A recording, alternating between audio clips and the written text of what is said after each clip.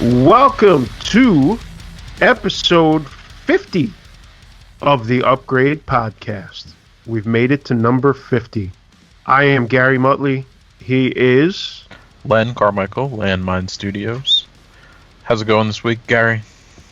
Another school shooting, another cop shooting, all the usual. Water is different. wet, sky is blue. Yeah, exactly. Nothing different, nothing changed.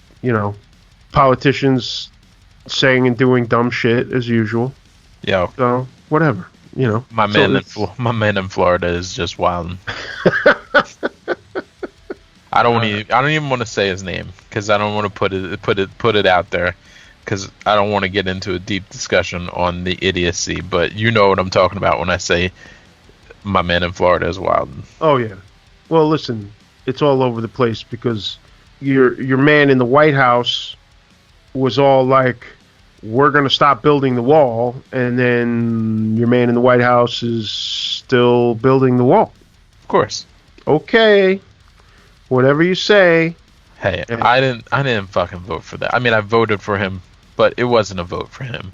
Yeah. I know going into this that it's going to be more of the same bullshit. Yeah, I'm not stupid. I mean, I might be a dummy, but I'm not stupid. I mean, we may have had long discussions about that on this podcast, possibly. Maybe a little bit. Just a little bit.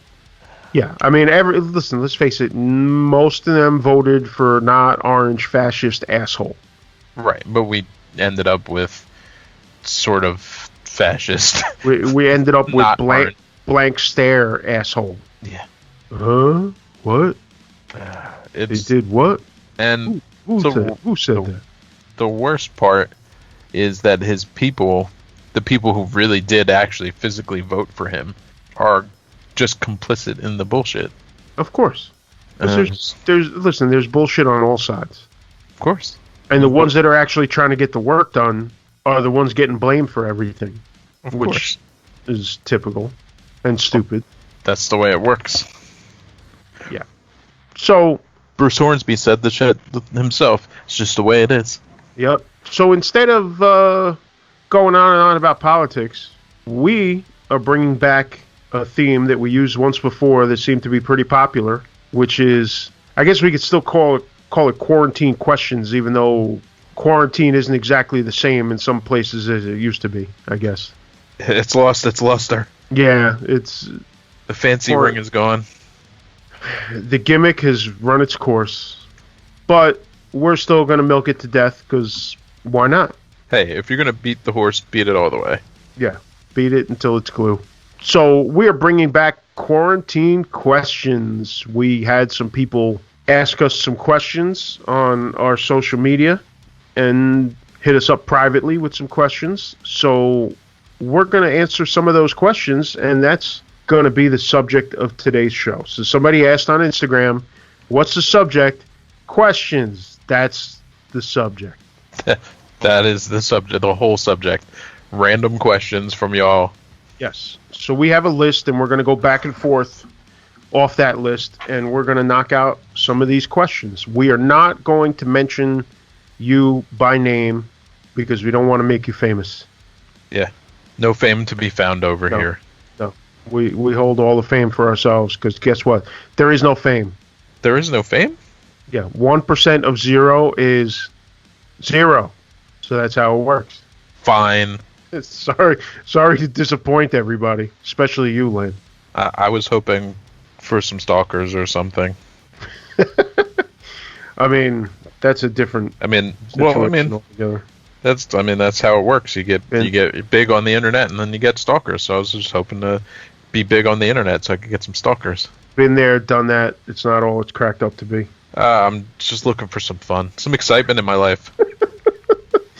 Change up the monotony. Yeah, I want to have to look over my shoulder when I'm walking out of the studio at 2 a.m. Who's out here? I'm a big fan. I've been waiting for you all day. Oh God, no one would wait for me all day. Let's be serious here. They wait for me to go away. Stalkers, punishers. There's a fine line. No. I'm not looking for any punishers. None. No. Well, that's why our great idea of having a Russian roulette night where we just put the link out and let people join as they want to willy-nilly has not gone through is because of the fear of the Punisher. Yeah. And if you don't know if you're the Punisher, you might be. Yeah. What's a Punisher? It's probably you. Yeah. I mean, we should test that out one of these days. We'll have to do a dry run and see just how bad it could be. How it could work out. AKA, how can we fill up the block list? No. No. Oh, there's somebody we got to block. There's another person we got to block. Hey. Boot from call.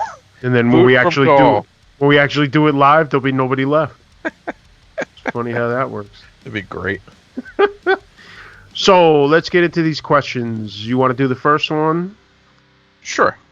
Go for it. So let's see here. Do you think that after COVID that there will be more outdoor shows?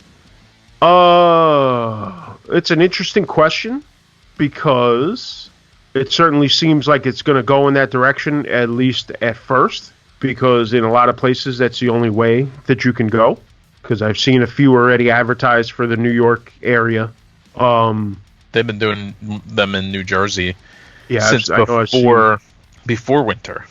Like, there's one coming up, I believe, towards the end of this month in April. Yeah.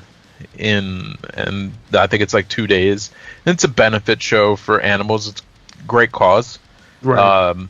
I don't think that I'll be at those shows just because I'm personally at a point where I'm not. My dad is still 86 and sick. Yeah. So for me, even though as of tomorrow, my 5G uplink will be, set and ready to go. Well, it'll be baking for 2 weeks until it's fully, online. Yeah. And I won't personally be as in the crosshairs as someone who isn't. My father, who's immune compromised, will be still in a position where I could still drag it into his house and have it affect him. So for me, going out into these public spaces will be less of a nightmare directly, but it still poses problems, so I probably won't be doing it. Yeah. But if these bands that are playing the show and the people who want to go to the show, as long as people are being somewhat safe and wearing masks and people have had vaccines, have at it, especially since it's outside. Yeah, I think so many people are just hungry for it that it's going to happen, and people are excited about it, and that's cool. I know there's been a couple of shows announced, and I'm thinking about maybe going, but I haven't really decided yet. I'm not going to sit there and say, oh, nobody should go to these shows, because that's kind of silly. Yeah. I mean, if you don't feel comfortable, stay home. Don't go. Nobody's making you go. Yeah. I watched some of Drew Stone's YouTube show, and they were talking about there's a show in Tompkins Square Park that's advertised with Madball and Murphy's Law. Yeah, I heard about that show. Yeah, and Cousin Joe was on from Black and Blue Productions, and he said, if you don't feel comfortable, then don't come to the show. If you're that concerned about it, then wait it out. And I think that's the best advice you can give. There's some people that aren't going to really be comfortable with it. And like I said, I'm on the fence for a couple of different reasons. Much like you, my mother is older and at high risk. And I'm not going to tell anybody like, oh, you shouldn't. I can't believe you people are having shows. Like 6 months ago, I would say that. 3 months ago, I would still say that. But at this point, it's a slightly different conversation. Yeah. My biggest concern about the showgoers and the situation is that it seems like, and this is just the appearance or the perception, is that a lot of the people that are planning to go to the show are also a lot of the people that aren't planning to get the vaccine and don't really believe in masks. Right. So then that poses a totally different concern than if it was a show full of people that were wearing masks and were vaccinated. At that point, I don't think there's any concern, whereas the concern is higher when you have people who are going against what would be considered like standard practice for something like that. That's like my only true concern, but it's not even a concern of mine because I'm not going. Right. So you do you, I'll do me, and everything will be fine. At least for me it will. Yeah, it's all personal choice. Like if you don't feel comfortable, don't go. But I'm not going to sit there and tell. We've talked about it before with too many people minding other people's business about all kinds of shit. Like I'm not going to tell everybody, oh well, I can't believe you're having a show. You shouldn't go to the show. Like no, like if you don't want to go to the show, don't go to the show. Hey, I look at it this way. If you ask me, I'll say, hey, you should wear your mask. Right. If you don't want to wear your mask, then don't wear your mask. Like what am I going to do? Yeah. Not gonna get on a soapbox and be like, oh, I can't believe you guys were having a show and nobody was wearing masks. Do I think it's irresponsible? Absolutely. But I'm not your parent, so I don't really have to deal with it. Well, people make their own choices, and some people may think are dumb choices, but that was going on long before COVID. For sure. People have been making dumb choices for a long, long, long time. So there are some shows that are going on where I'm like, oh man, I wish we weren't in COVID right now because I would go to that. So there's that Furnace Fest that's going on in the South, and that same weekend there's the Punk Rock Bowling that has great bands that are playing it, and there's a lot of stuff that's getting announced where I'm like, man, I would love to go do that, but I'm not willing to jeopardize family members. Yeah, it's not the right time. Would love to see these bands, would love to go have a good time, see my select group of friends that I enjoy actually running into. It would be great. But right now is just not the right time for me. Right. But to answer this specific question, I do think that outdoor shows are going to be, at least for a few years, more prevalent than they ever have been in the past. Just because being inside brings the safety of the air quality into play that being outside does not. Right. I also think that's definitely going to be the way things go this summer, and I think how that goes will heavily dictate the future of it. Right. Because if you see a lot of outbreaks going on, I think at this point, honestly, the outbreaks might not even matter because I think so many people are so desperate, and this doesn't relate just to hardcore shows, but just life in general. I think they are trying so hard to just push things out at this point that short of like some just very serious breakout, they're just going to try to keep pushing it out. Well, I mean, and not to go in this direction because this isn't the direction of the question, but a lot of places are allowing for people to get vaccines now that weren't on like part 1 or part 2 of the A lists. So more and more people are going to have access, and I see you out there, people that were rallying against getting the vaccine, saying that you're going to get the vaccine, and I'm not saying that you shouldn't, and I'm not saying that you should, but I can see that the majority of people are moving that direction. Right. And I think based on my experience, because I've gotten one shot, I get the next shot tomorrow. We're recording this on what day? Is it Monday the 12th? Yep. I should be getting my shot tomorrow, basically 12 hours from now. And most of us have a vaccine card already that isn't this specific vaccine card, but as a child, they've been running your vaccine card and they know whether you're up to date on your shots or you're not. Like, this isn't new protocol or procedure. The only thing that's new about it is the fact that the vaccine came out so quickly.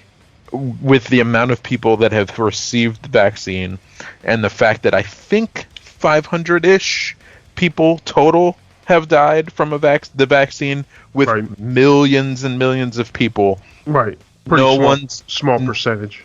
It's as small as any other percentage. People die from all the different vaccines. And most of it is that you have an allergy to something and you didn't know it. Right. It's not the vaccine, it's just that specific person. So at this point, we would know if the vaccine was bad. The only one that seems like it was bad is the AstraZeneca one, which they pulled for the most part off the market because it was causing blood clotting. Yeah. So for me, at this point, it's like pick your poison. There's the J&J one that shows that it's between 76 and 80% effective, which is better than nothing. I mean, I'll take a C+ or a B if that's the only option. Right. And then we have the Moderna one and the Pfizer one, which both are in the 90-some% effectiveness. Yeah. So some people are still going to get sick, even though they got the vaccine. But when they get sick, it's going to be mild. And the more people that have had the vaccine, the less chance of transmission. And the less chance of transmission means the less chance for the virus to continue to replicate, and not just replicate, but change. Right. So there will be less variation in the virus because there'll be less people passing it along. I only see it as a positive at this point. I don't trust the government, technically. I don't. But in this case, there is no way that the entire world is in on this. It's just not. Like, we need to all put our big kid pants on and take care of it. And if you choose not to play along, that's fine. But I don't want to hear that you're mad that you got sick later from something that you were given the choice to avoid. Right. That's true. Because I know people that are anti, and I understand why they're anti, because there's various reasons why people are anti when it comes to the vaccine. And some of that goes back to what you mentioned about not trusting the government and not trusting that they rush this thing through. I certainly get it, because it's not like our government is worthy of any trust at all, really. But at the same time, as I said when we were talking about shows and stuff, it's all a personal choice, and you got the right to make that choice that you want to make. And at the same time, I agree with you also that if you end up getting sick, it's how it is. You know, you're assuming that risk, and that if you don't want to take the vaccine, that's fine. But if you get sick, you get sick. That's part of the game. Yeah. So I totally support people making their own choices, but those choices also have consequences, the same as anything else. The same as the people choosing to get the vaccine, if there's some crazy side effect that we don't discover for another 6 months, a year, whatever. 10 years even. Right. When I went to take the vaccine, did I take into account that there may be a complication that I'm not aware of? Sure. But right now, the current complication is that if I don't take it and I catch COVID, there's a chance I'm going to catch death. Right. So I'll take the long play on a chance than to take the short play and play myself. Right. Well, I will say this also, and this is one thing that I noticed that's an issue for a lot of people. The worst that you can do, and I see this happening everywhere, and it's just making things worse, is the amount of pressuring that's going on with everybody up everybody's ass, like, oh, you got to do your part, or you got to do this, you got to do... There's nothing that'll make somebody not do something faster than being up their fucking ass about it. And, I agree. And if you start getting on people's case, like if somebody in your family doesn't want to get the vaccine, whatever, like, getting up their ass is probably just going to get them to dig their feet in even more.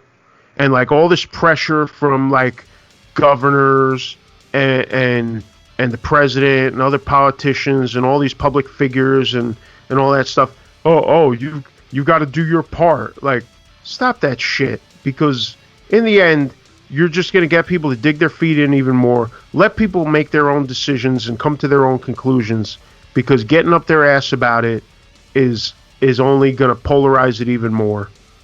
And you got to think about it this way. AIDS could have been stopped long ago if everybody had just agreed to fucking wear condoms and avoid being risky. But here we are 40 years after finding out about it, and people still get it pretty consistently, because we are, as just a human race, against the grain. Right. So you just have to accept that there are going to be some people that just are not going to do what you think that they should do, just because they're not going to listen. And you gotta live with that and move on. Well, it's like what happened early on, where everybody's like, oh, they should just let us go and open our business because we'll be responsible. No. And then that's when you see like the videos of like spring break and like thousands of people on the street all up in each other's shit with no masks, no nothing. Yep. Like when COVID was full blast. Yeah, I mean, when it was literally on fire. No, we'll be responsible. No, you're not. No, you won't. Because I hate to say it, but we've discussed it on here before. It's been a topic so many times. A lot of people out there are not smart. Not at all. They're not making smart decisions. They're not doing smart things. Idiocracy is just about here. Yeah, I think it's been here. Yeah, it's here. In a lot of places, it's been there for a while now. In some places, it's not as deep. But people aren't as responsible, no matter how much they promise to you that they're going to be responsible. Just like your kids, they're like, I won't do it again. And they did it again. And then they do it again. That's just the way it is. So, yeah, of course we could have stopped a lot of these things early on, but people are just going to do what people do. And a lot of times that's irresponsible shit, because that's life.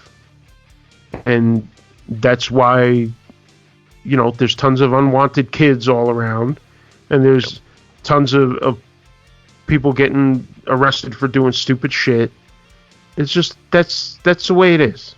So you make your decision, and you just have to be ready. There may be consequences, and you can't cry about it. It's just, if you decide not to get the vaccine, that's fine. But shit could happen. Shit could definitely happen. Yeah. Just like if you don't put your seatbelt on, shit could happen. Hey, I am well aware of the dangers of not wearing my seatbelt. And there are a large amount of times where that fucking bell is dinging in my car all the way from the studio to my house because I just don't feel like putting the damn thing on. Yeah. I know going into doing that it's dangerous, technically bad for me. And if I'm the one that gets injured, I'm the one that has to deal with it. So I take that into consideration. It is what it is. I mean, the other problem, and we're wrapping up with this because otherwise we could go on this tangent for a long time. The other problem is that there's a lot of people that don't want to take responsibility for their own actions. They do dumb shit, and then suddenly they want to sue other people and blame everybody else. And then suddenly it's the car company's fault, or it's the gun company's fault, or whatever stupid shit. Because now we live in this litigious society where everybody sues everybody for everything. Mm-hmm. So instead of accepting that, like, okay, you know what, I fucked up. It's not like that. It's like, oh, well, I messed up, and they should have put a warning on it saying that if you eat McDonald's every day for 5 years, you're going to shit blood. Like, but this is the problem. It's like protecting people from themselves. That's why you see, like, I watch wrestling and I see the "do not try this at home" shit. Like, I shouldn't. You shouldn't need that. You shouldn't need it. Like, but they have to have it because somebody will sue them. Like, Gorilla Glue is not intended for use on your hair. At all. Why do we have to say this? Because people are dumb. The end. So speaking of litigious, yes. When I've been working at the company that I work at now for 6 years, and before that I worked somewhere else, but then before that I was at a location in Princeton for about 5 years. And while I was in that location, there were multiple times where I really thought about hands with my boss. I thought about it. And because, I mean, he was an abrasive character, and he definitely almost got into a couple physical altercations with other people. And I flat out told him that I'm not them, and it won't go that way for him, and that he ought not to do it. Just think about it first. Now, basically, I hit him with I hit him with the BCS line. Think about it twice, because I know you're not ready. You're not ready. You might think you're ready, but I'll lay you out. And when he let me go, all I could think about was, like, I want to run into you somewhere and just put my hands on you. But I know that who he is the type of dude that wouldn't take his lumps for the bullshit he spit out of his mouth, and that I would be seeing a lawyer. Yeah, so he'd be a cop caller in a quick second. In any second. So everywhere in this world has become a bunch of litigious assholes. Oh, absolutely. I don't roll that way personally. I'd rather just deal with it direct. But, it is what it is. Oh, for sure. There's plenty of situations that would be much better handled with just some hands. Yeah. But you know that dude is a cop caller, so it's not an option. All right. Next question. Let's see what we have on the list here. Well, some of these questions are going to have to go together because they're related to each other. That's fine. Here's one that's really for you because I don't cook. Have you ever paired making dinners with certain music? I don't think that I've ever paired a specific music for a specific dinner, except for cookouts. When I do cookouts, my playlist is all ska. Because I want the backyard to just feel like a relaxed party. I don't want it to be aggressive. I might throw a couple R&B songs on the playlist. Like, I'm going to keep it slow, but happy. Like, nothing. I want it to be just, like, basically the vibe of Earth, Wind, and Fire September all day. That's what I want to hear if I'm out in the backyard with a bunch of people barbecuing. I'm not looking for, rowdy sing-alongs. I'm not looking for, like, super dancey music. But I want something more chill. Keep the chill vibe. If I'm cooking at my house, like, on a regular basis, I have my iPod in the kitchen. I have it hooked up with a pair of Bose speakers I got from the pawn shop around the corner for like $30. They plug into the wall.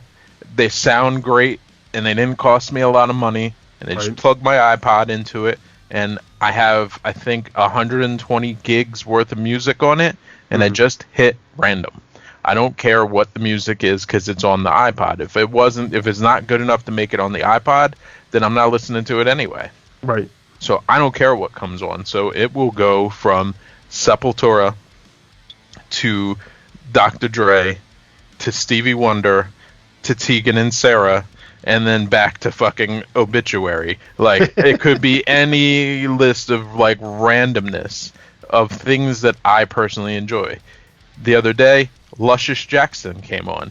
And I love Luscious Jackson from back in the day, and it came on, and I was fucking grooving while I was cooking whatever I was cooking. What was I making?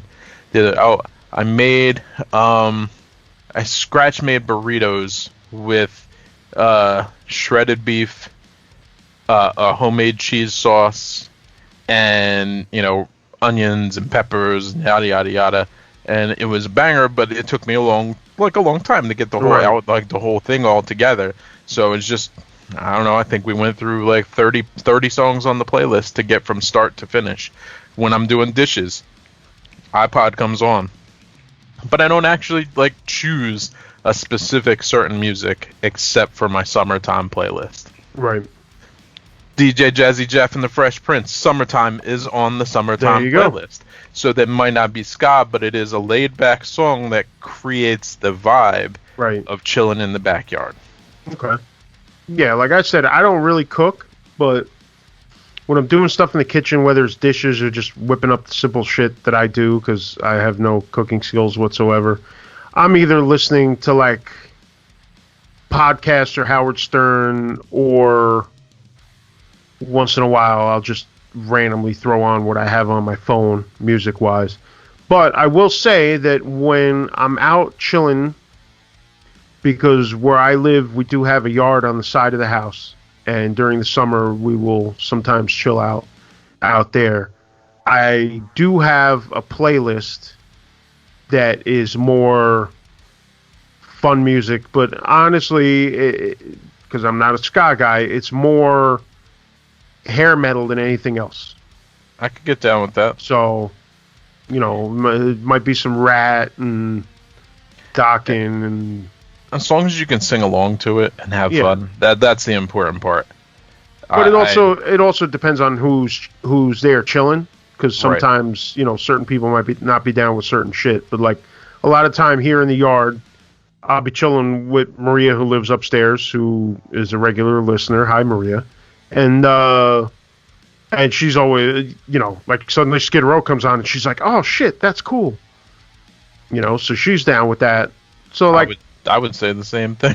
Yeah. So like, I'll tailor certain stuff. Like if I know who's going to be around, like I might adjust the playlist accordingly. But in general, for the most part, if I want more of the chill vibe, it might be, hair metal, or maybe some grunge stuff. Mm-hmm. Some of it gets a little dark, but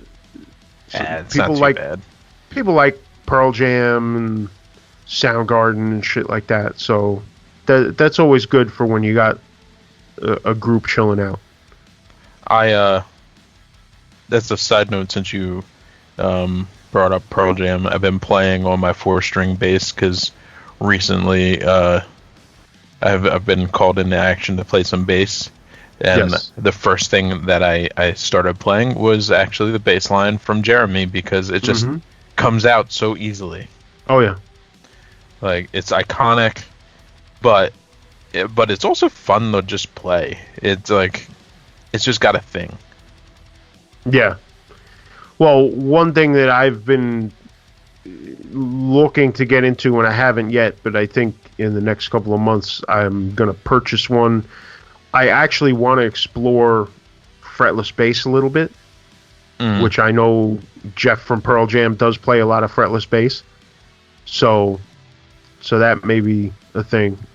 He's not my initial inspiration. My initial inspiration was more guys like Steve DiGiorgio playing with Death and Testament and all these other bands. But it's also something that I always thought about, and I might be able to get one for... I've been looking around hoping to get a fretless bass for cheap. And then if it works, then I'll spend money on getting a good one. You know what I mean? Right. Well, Marty, former guest of the podcast, yes, got one from Harley Benton, and he loves it.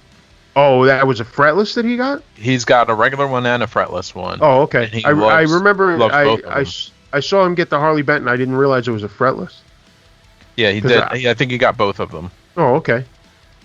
So if you need some opinions, you can certainly hit him up. Yeah, I'll hit him up. If that's a fretless, I'm definitely curious, because I was actually looking at Harley Benton guitars, because I was thinking about getting one of those guitars that came that, from what I saw, was highly reviewed. So I might dabble into that also to add to my arsenal, to the little guitar collection back here. So anyway, Pete from the studio put a picture up on his Instagram feed of all the guitars that are now at Landmine, and it's like, it might as well be Guitar Center. There are two. Oh wow, really? There are two seven guitar holders that are overflowingly full. Plus, we have cases and cases of guitars. Oh wow! There. I didn't realize you guys had that many. Yeah, I think displayed, we have like 17 guitars displayed on this 2 7x7 rack, because because since they're right next to each other, we're using the space between them and like the edges where it like butts up to something else, so that there's like space on the stand, but it's not really gonna fall off because there's nowhere for it to fall. Like, squeeze a couple more. We just squeezed them all in there, and it's a sight. That I'll say that it's a sight. Oh, that's cool. I've got the 7 guitar rack behind me here in my little studio, and I see it back there. I think I have like 2 open spaces on it right now. Right. I'm not like a big guitar collector guy. Like, I don't. Yeah, me either. I don't need to have like 50 guitars, but I have a couple in mind that will serve different purposes. Like, I want to get one with a Floyd so I can go wee. Squeedly deedly. Yeah. And you know, get my Steve Vai on. Not nearly as good, but that and the Fretless are kind of my targets right now. A Floyd and a Fretless. Okay, I could get down with both of those though. So anyway, back to the questions, which I believe it's your turn. All right, let's see here. How do you find new music? That is an interesting question, because that's the short version. I think when that question came in, there was some more stuff with it, including like talking about the different streaming services like Spotify and stuff like that. For me, a lot, because I don't use Spotify, which we've talked about, and I don't think you do either. For the most part, it's YouTube or recommendations from friends, or actually seeing new bands like when we go out and play. For example, there's a band called Advent that... Oh, I fucking love that goddamn band. Oh, man. I was not aware of them at all until we played with them in Florida. Oh, okay, so you played with them in Florida. We played with them in Trenton. Oh, dude, I was watching them, and I was just like, fuck. And, like, I was talking to the singer before they played. Mm-hmm. And then they played, and I was like, holy shit. And then I got the record from them, and I was like, whoa, this is some fucking hard-ass shit. Yo, they come good. Hard as fuck. Oh, my God. It was that black and white... I forgot the name of the record. I'd have to look it up, but it was, oh man, they were so good. And then I was talking to them afterwards, and the dude actually bought some stuff from us, which was really cool. But it's just one of those examples. It's like when we play like these festivals and stuff, like, okay, maybe you won't be able to get there early and watch every single band. It's called Pain and Suffering is the name of that record. Yes. And yo, if you don't want to kick somebody straight out the fucking building while you're listening to that record, then you don't have ears. Don't even bother. Don't sue them once you listen to it either. If you start wrecking shit and like flip your fucking table over, like, don't sue them. That's on you. Yeah. But yeah, that's an example of like one band that I was turned on to over the years, that just from going to a show we were playing. It was a festival show in Florida.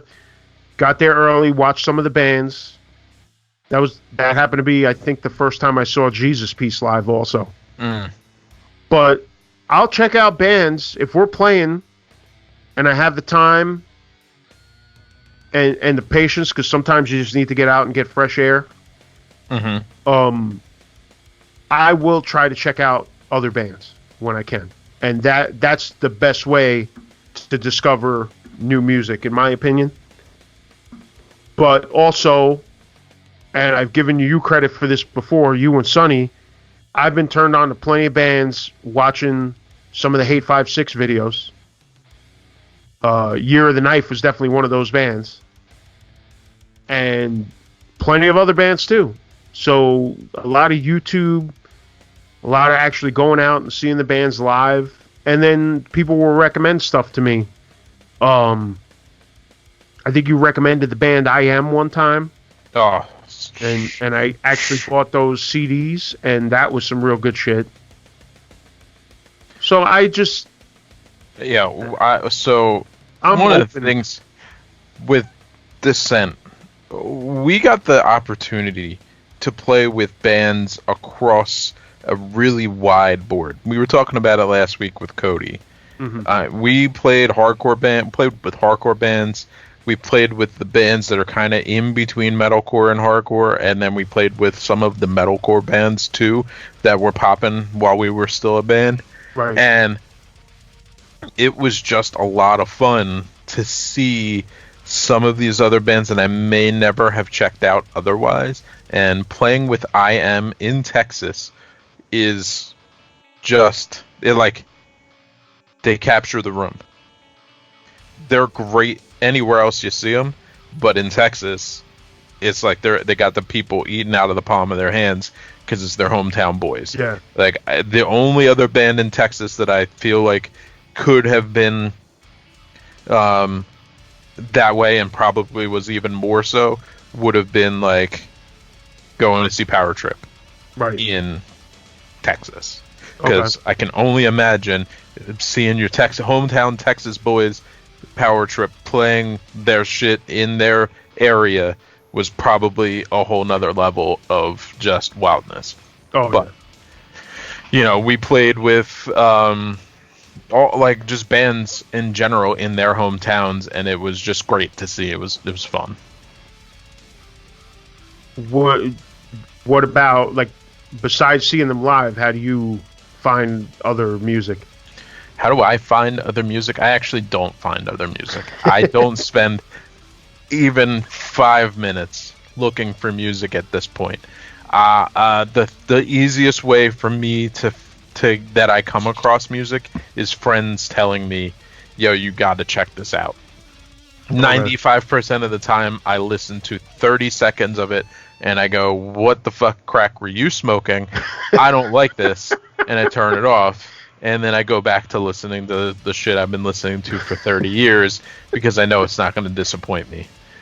That being said, occasionally a band will come up that knocks my socks off or presents something new to me that I wasn't expecting.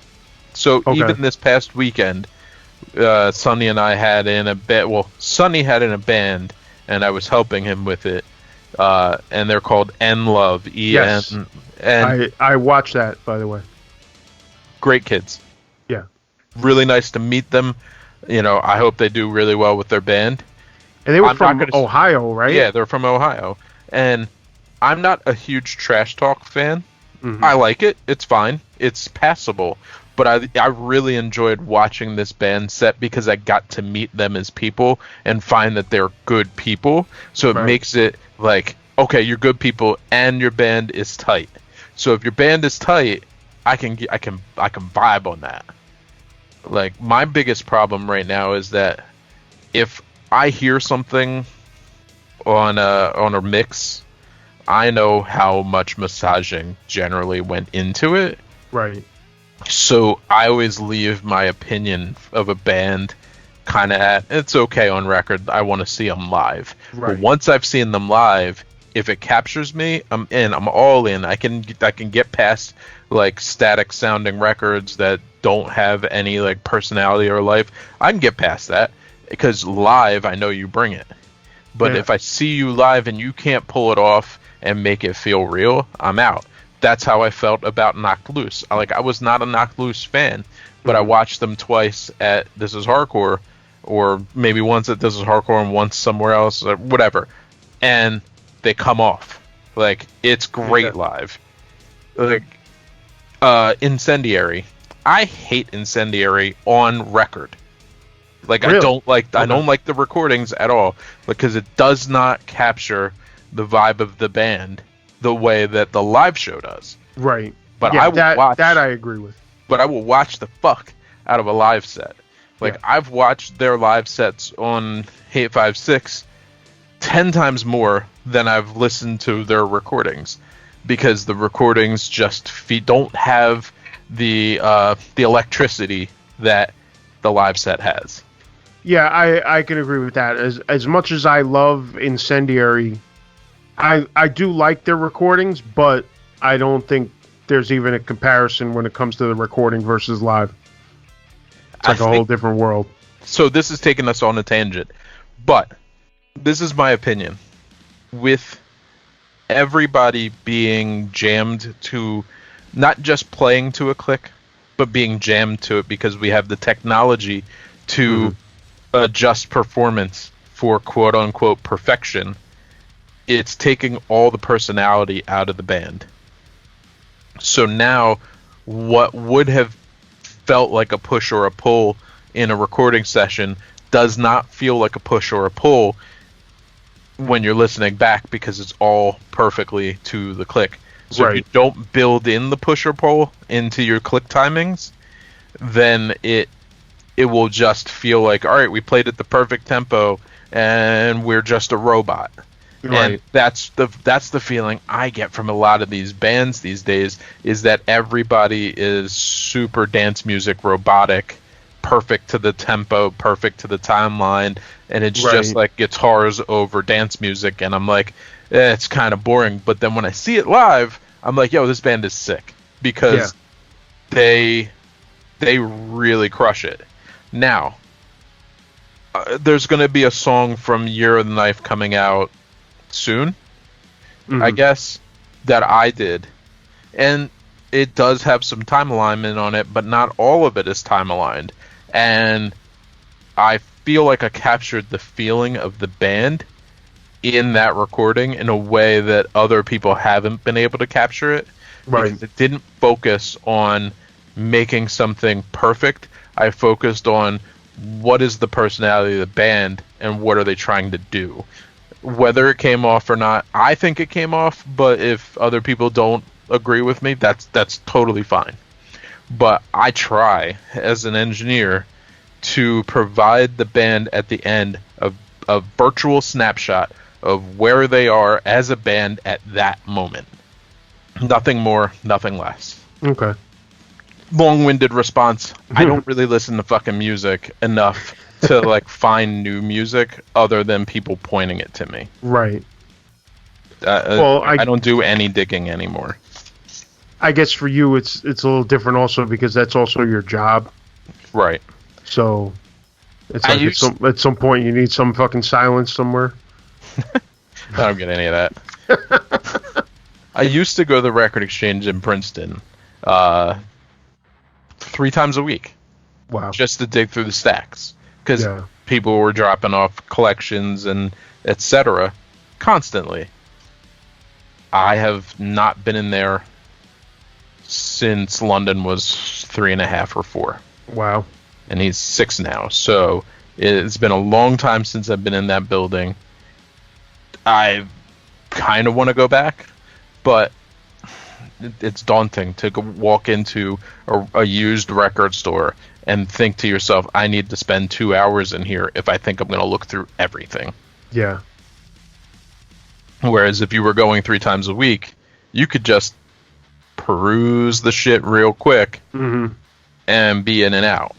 Because I'd have like a half-hour visit 3 times a week instead of a 2-hour visit once a month. Right. Anyway. Yeah, that makes sense. So, to answer the question, I don't find new music. I'm not even looking. Gotcha. All right. Your turn. Well, I guess the follow-up on that is Pandora as bad as Spotify for bands? Interesting question. Because I can't answer it. I can't answer this question from the standpoint of a listener. I just can't do that at all because there's no research I could possibly do on that because I don't use either one at all. I am curious to see if listeners have a preference one way or another, because to me, other than a few content things here and there, it seems like they've all got the same shit. Right. You know, you may have a band here or there that might be on Spotify, but not on Apple Music or on Pandora or whatever. I will say this, talking about Pandora, it seems like it's different now, and I may have to look into it because Billy Club Sandwich Music is not on Pandora. Years ago, when we really looked into it, their submission process was kind of crazy. You actually had to send hard copies, like CDs and stuff like that. It's changed, and I have to talk to my label guy and see about getting in that door, just because we would like to be everywhere. But the biggest issue that I have with Spotify is that they pay like shit. Well, let's talk about that for a second. Yeah. I did some digging just in the last hour before we jumped on here, and I found a report from Atlas VPN on their website talking about music streaming payouts in general, and they have a nice little graph. And Spotify, I guess, is towards the bottom of the list when you're looking at the different streaming payouts. So let's work from bottom to top. And by the way, thank you for this, because I've been meaning to look into this, because my last reference was from a couple of years ago, a similar article. So things have changed, because in this game things change constantly. Right. Some services are in and out. So the game has changed a bit. To simplify this for the listeners, I'm just going to talk about how much you would make if you got 1 million plays in US dollars. So on YouTube, if you get 1 million plays and there's nobody taking your money because, you know, you've got royalties that need to get paid to somebody else, this is just you as a solo artist, and you've got your song up there and you get 1 million hits in a month and you're the only one getting money back, you will get $1,540 approximately from YouTube for 1 million plays. That ain't a lot. Pandora. Well, I will say this, by the way, not necessarily to defend YouTube, but this is the same kind of logic that works for some of these food delivery companies also, like Uber Eats and Grubhub. They do get a lot more traffic than the other services that we're talking about. Well, yeah, I mean, everybody's on YouTube. Yeah. I'm on YouTube all the time. Yeah, so in the end, it's like, yeah, they give you a lot less per play, but in some cases you may get a lot more plays just because of the traffic. And that's the logic, like I said, behind Grubhub takes out fees from restaurants. Yeah. But I've talked to restaurant owners, because I used to work in that business, I didn't work for Grubhub. I worked for another company. But talking to restaurant owners about it, even in just like my own personal interactions, not necessarily business related, they say, yeah, they take a lot of fees, but we get so much traffic from them that it's worth it. I can't get rid of it, because it's a tremendous amount of their traffic. Yeah, and if you're not on the service, the people who are going to go to that service will just order food from someone else. Exactly. So YouTube pays low, but the numbers, lowest. Yeah, the numbers are higher because of stuff like that. Okay, so then Pandora is next in the list, and if you have 1 million plays, you will get $2,030 for 1 million plays. So it's $500 better than YouTube. Well, let me say something else about Pandora also, and I have to look at the actual date on this, but I'm not sure. This article is from October 17th, fairly recent. Yeah, 2020. October 2020. I know in recent time, I don't know exactly when. I think it was before. Yeah, it was definitely before this, but I don't know if the numbers have changed since then. Mm-hmm. Pandora is now owned by SiriusXM. Okay. They are part of that whole conglomerate. So it's SiriusXM Pandora. There's a whole chance that the whole pay structure is way different again. Yeah, they probably didn't do it right away because that's what happens. They do the merger and then they say, no, everything's going to stay the same. And then they'll wait a year. And then all of a sudden, when people feel safe, they're going to be like, yeah, so we're going to cut your payments down to like 1/4 of what they used to be. And, oh, you don't like it? Too late. Too bad. Too bad. So sad. Bye-bye. Yeah. So, all right. Well, next on the list is Spotify. So the question, again, this is the point of this question was, is Pandora as bad as Spotify? And as we said, at least what I said is I don't use either one as a service, so I don't know about their interface. I don't know anything about how the damn thing works. But from a payout, from a band perspective, Spotify pays more than Pandora does per 1 million plays. So if you had 1 million plays on Spotify, approximately you'd get $3,480, which if you're a solo person and you're getting 1 million hits in a month, that's not a bad amount of money to get. I mean, I still think it's low, but that's better than 1,500 from YouTube. Yeah, it's better than some of the others. And once again, what I said before comes into play, which is that Spotify gets a lot more traffic. I would probably say that of all the services that are on here, Spotify gets the most music traffic. Right. YouTube gets a lot of traffic in general because a lot of people are watching videos. So some of those numbers wouldn't necessarily be just from a music play. Somebody might make a skateboard video and put your band behind it, and you will actually get something from that. As long as you claim it. Right. There's a whole structure to it that I can't fully explain. I've learned a lot about it over the past couple of years talking to my label guy and stuff. And the two of us, because I used to work in the business, kind of helping each other to understand all these things. But when you talk about Spotify gets a lot of numbers, partly because I think they have like a Facebook integration, which gets them a lot of users and plays. And like I said, other than YouTube, they're probably the most used service out of all of these. Yeah. I mean, there's a service on here that I didn't even know still existed. So let me just rattle off. I'm going to rattle off these last four with their numbers, and we can just talk about it that way. Right. So Amazon Music, if you had that million plays, you'd get $4,260.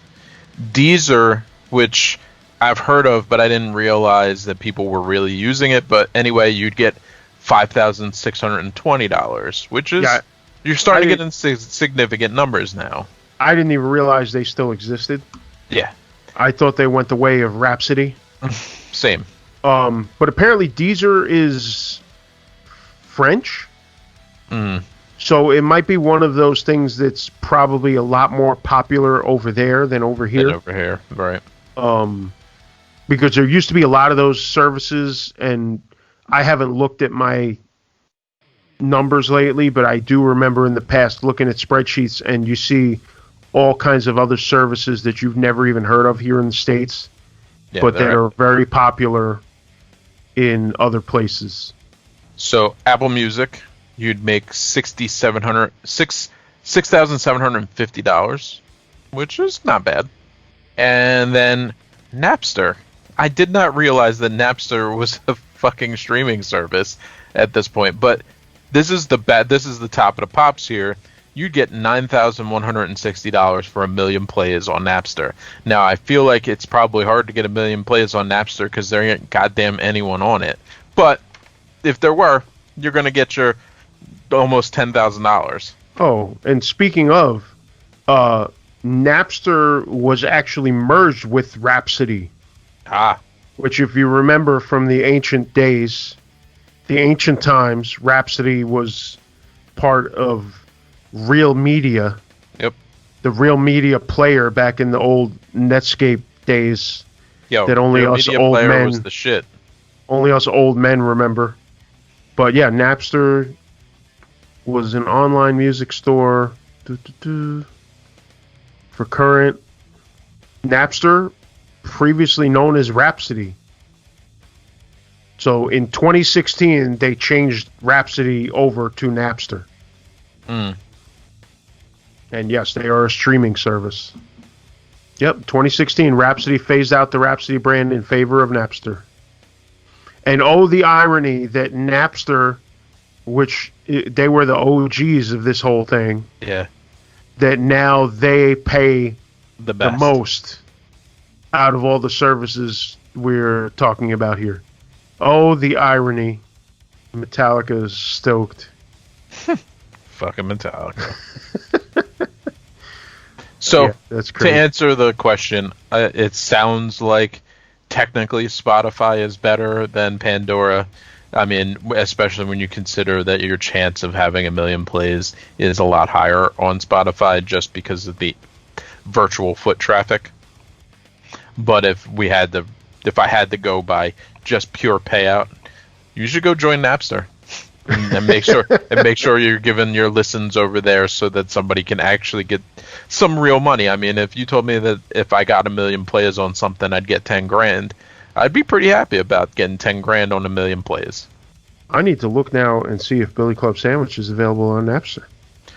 What you got to figure out is how to get 1 million plays on all of these in 1 month so that you can really bank all this money at once instead of just nickel and diming it on one specific service. I think that's the key, is to get millions of listens across all the board. Oh, for sure. And yes, we are available on Napster. I just looked it up. Yeah, I mean, it'd be like $34,000 if you, maybe $32,000 if you got 1 million plays on all these 7 services in 1 month. Your payout would be pretty significant. There are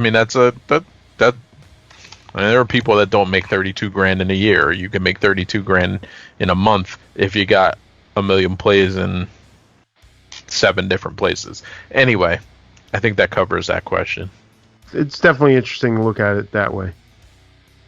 But there you go. You learned something. Napster still exists, and it pays you better. So go with Napster. Some of you artist people should use Napster. And go listen to Billy Club Sandwich on Napster. Over and over again. You know what? I'm just going to put it on and just let it hit repeat. Yeah, just play over and over. Let it rock. Let it rock. I need a new microphone.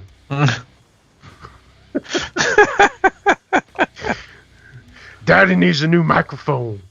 Well, all right. Well, speaking of BCS, we had a question in. How about some new BCS material? When is that going to happen?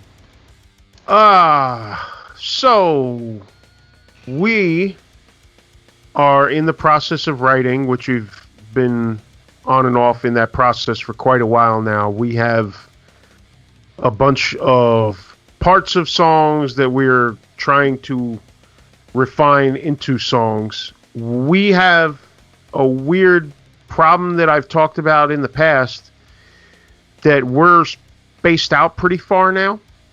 Right. Malone lives in way up Connecticut. I'm in the Bronx. Glenn is in Harlem.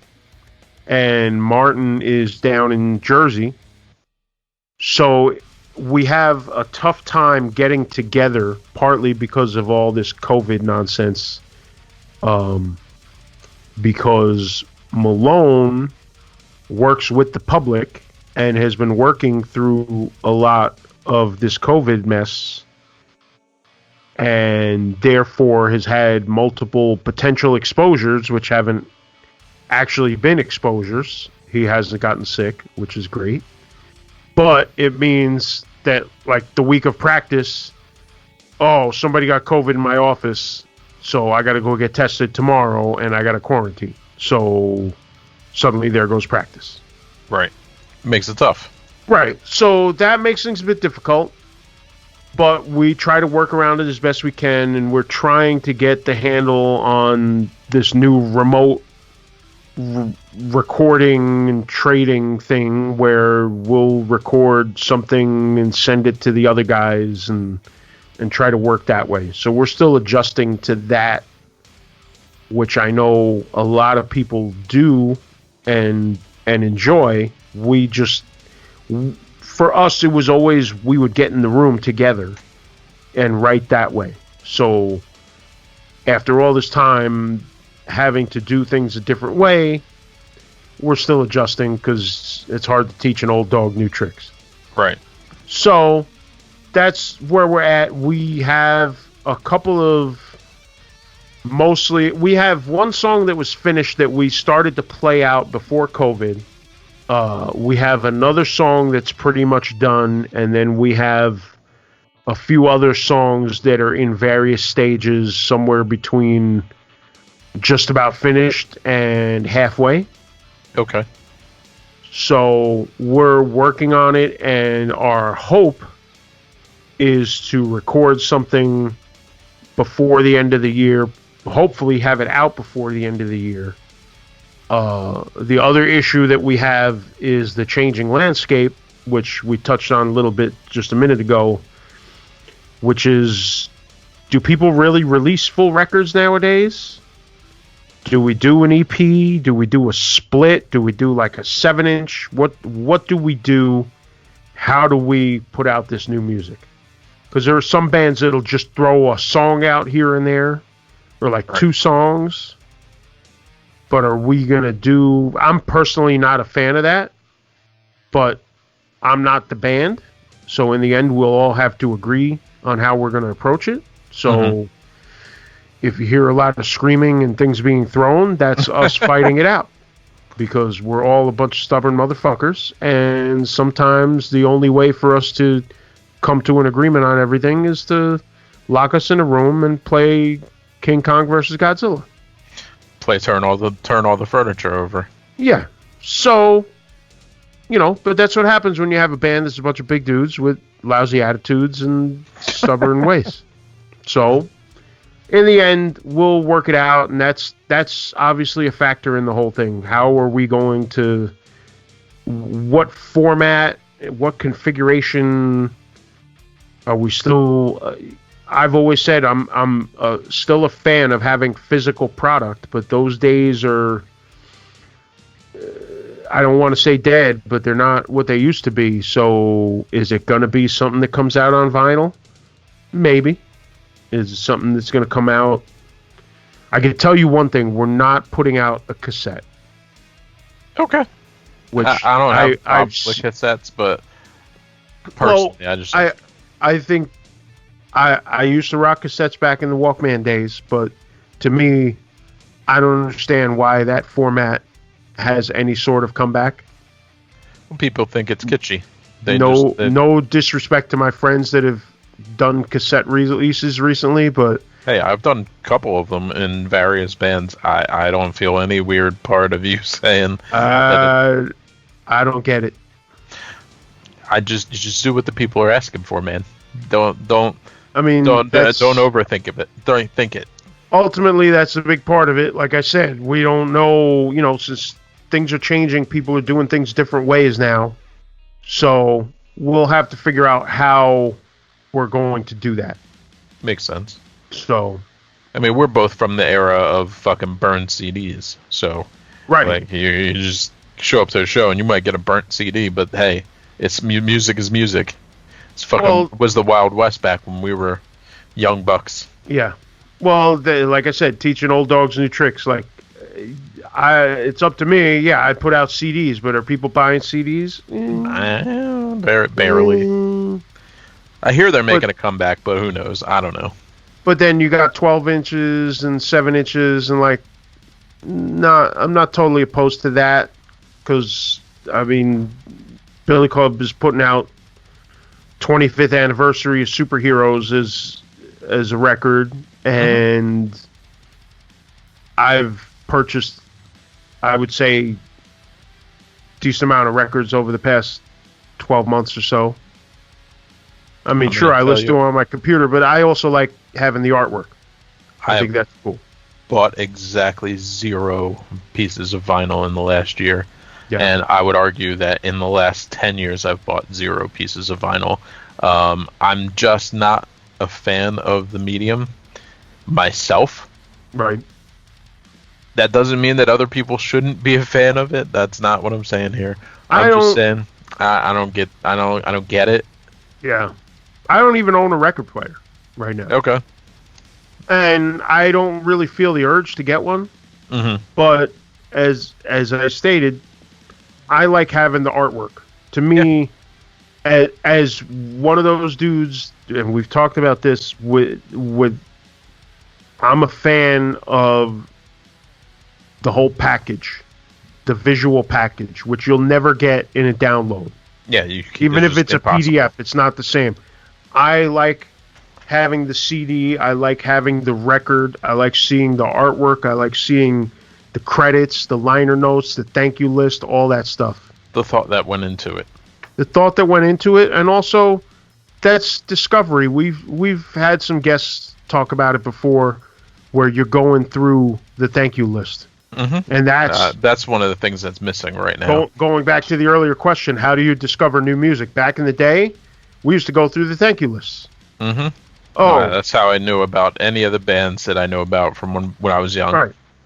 Oh, Hate Breed thanked this band? Let me go check them out. Let me go check that out. Because there was no YouTube, there was no Spotify, there was no nothing.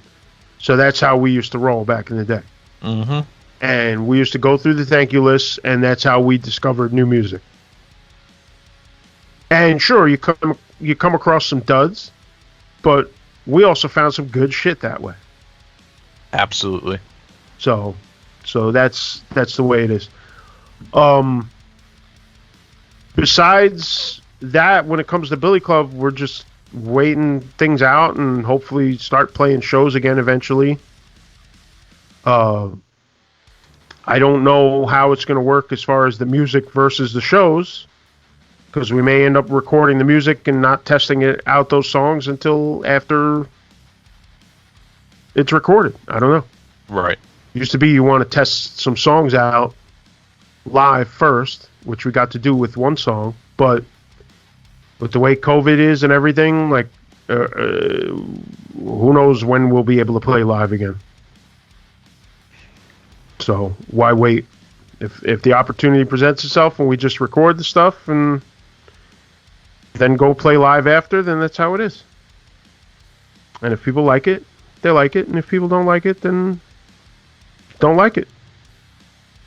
And if if people don't like it, they can kick rocks. Whatever. Yeah. Or they can step to us and see how that works out for you. Probably not going to work out very well. So I'm going to tell you right now, it's probably not in your best interest. Just keep it moving. Yeah. Ask that sound guy in Bayonne. Oh God.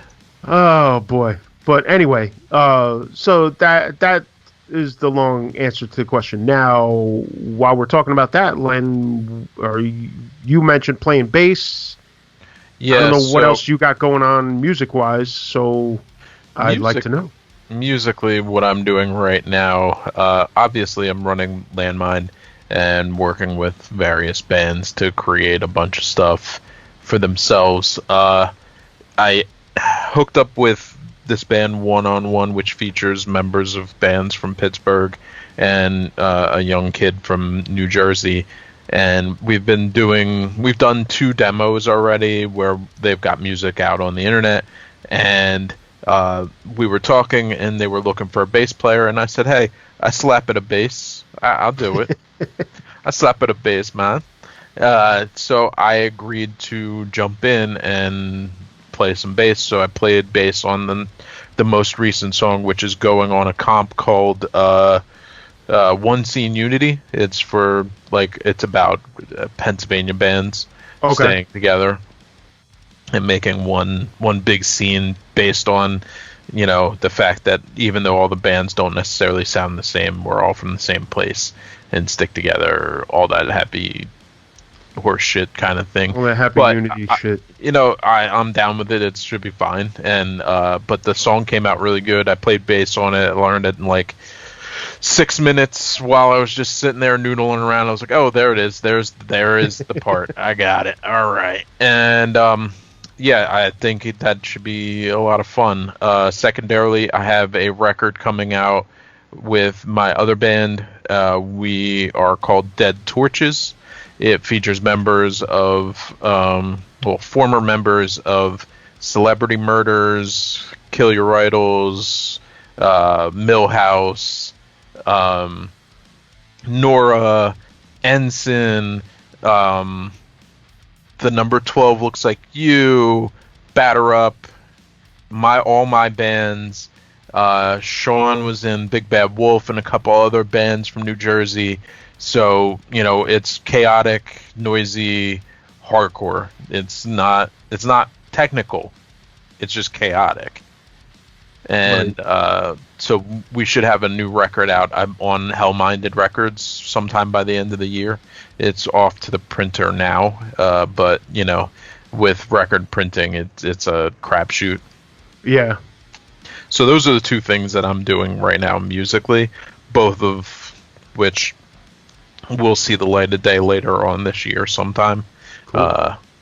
And neither band are in a hurry to be out amongst the people playing shows. Okay. But, if the right opportunity comes up and it makes sense, it may happen. I will still be wearing a mask and minding my own business. But that's the same as any other time. Just continue to mind my own fucking business. Cool.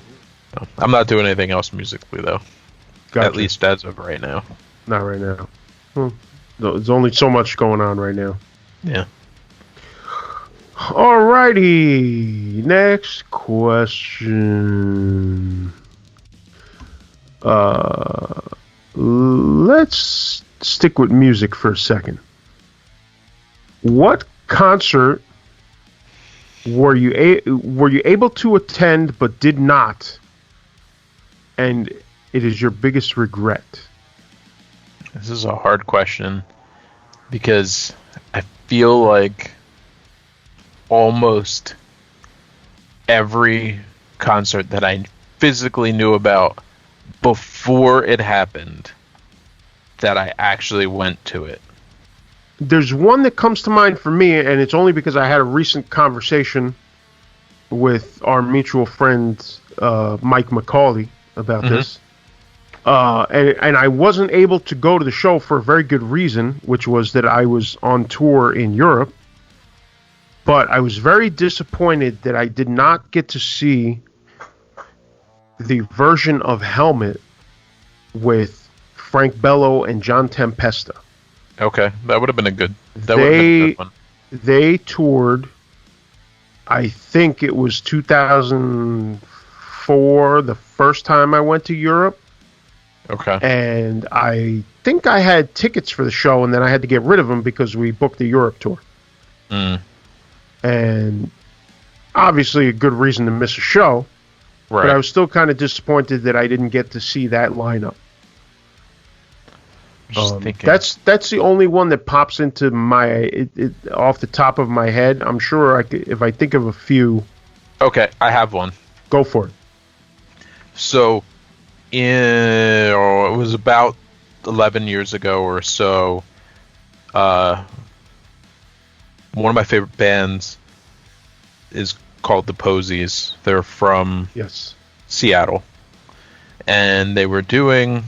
I guess it had to have been 2009.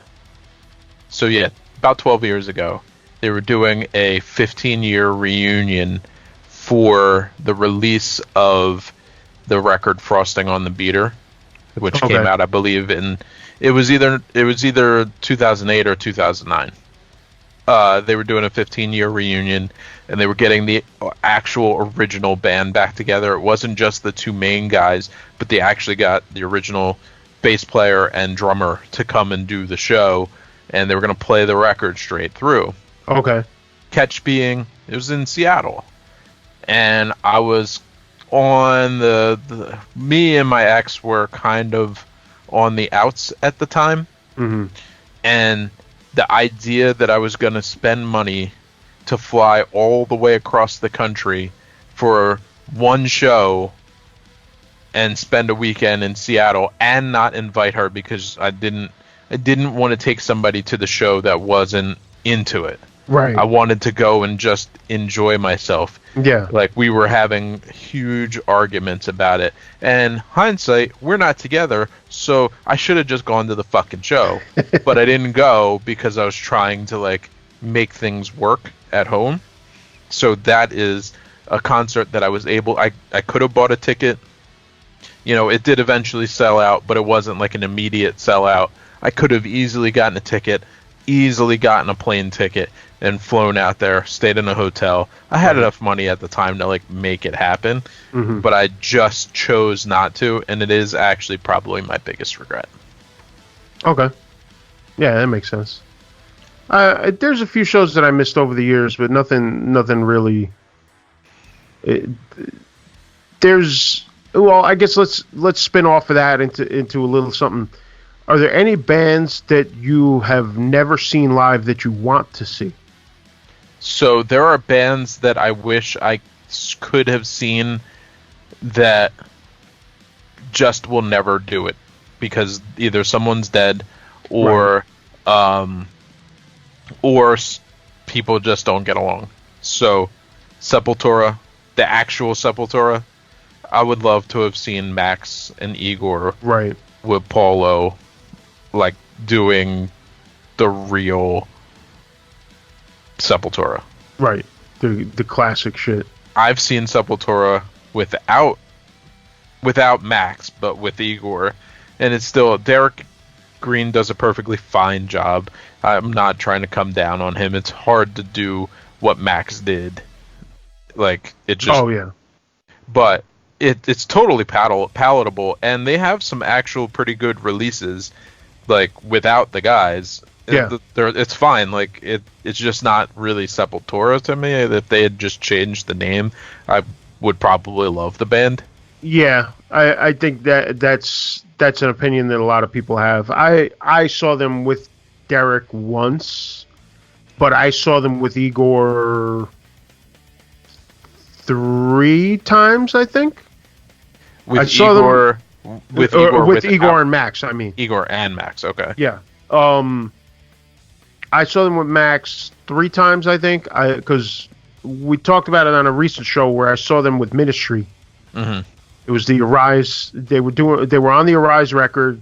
It was Ministry, Helmet, and Sepultura, and that shit was just, woof, blow your fucking wig back. Right. But then I also saw them at the Ritz one time.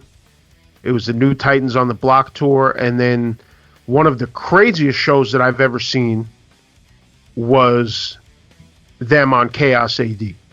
Oh, well, yeah, shit. Because there were just fights. Bodies. And fights. And if you want to talk about, like, a mix of... It's a metal show, but with a lot of hardcore people. Yeah. Including a lot of hardcore people that handle business, if you know what I mean. Oh, I know what you mean. Mad fights all over the place. Dudes getting beat. Whole groups of people crossing the club like, yo, who's got beef? Who's got beef?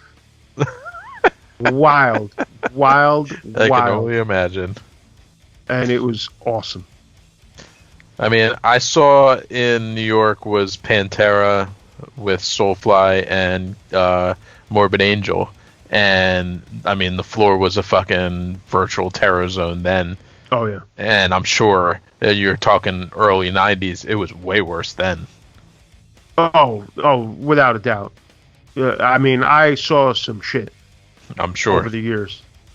And I'll go back to bands I've never seen, but before we get to that, like Slayer was playing arenas in the early 90s, and then they went from arenas to playing Roseland, which was like a 3,500 capacity ballroom. Right. And I saw a lot of people get maimed that night. Get that work. Oh man, I saw dudes getting taken apart. It was like The Walking Dead. Like you see dudes just getting their bodies dismantled. It was ridiculous. That was not meant for a place that size. They had been doing arenas, and even the arenas were wild because I remember seeing them. I saw them at Clash of the Titans. I saw them headline. It was Slayer and Testament at the Nassau Coliseum, and like this was before they changed it after, and a lot of them did like at least the front sections of the floor of the arena would be like general admission, and they take the seats out. This was they left all the seats in back then. Yeah, weren't they tearing them out and throwing them? Everybody just dismantled the seats because they used to clip together, and like you're watching from like the 100 section down or whatever, and you just see there's a giant pile of chairs in the middle of the floor. I mean, and that's the ones that aren't flying around over people's heads because they were just taking the chairs or at least the cushions flinging them and winging them everywhere. And dudes were just starting massive pits on the arena floor, and it was just madness. Looking down, because I never ended up on the floor for most of those shows, but like looking down, it was like looking at a fucking war zone. It was like looking at like Gettysburg. It was a war, and it was just insane. So let me pose this to you, and this is old man. All right, so let's ring the old man bell. Talking. It's old people talking. Kids these days talk about how quote unquote violent or wild shit is now. I'm like, yo, you don't even know. No, stop talking wild. You don't know what it's like to be dodging Stickman in full Stickman regalia back in the day. You don't know what that is. Oh, dude. You don't know what it's like dodging Rat Bones. You don't know. Or Kevin Bulldoze. Or Kevin Bulldoze. Like, yeah, exactly. You don't have any fucking clue. No. It's not. For all the talk and hell, you don't even know what it's like to dodge Reek back in the day.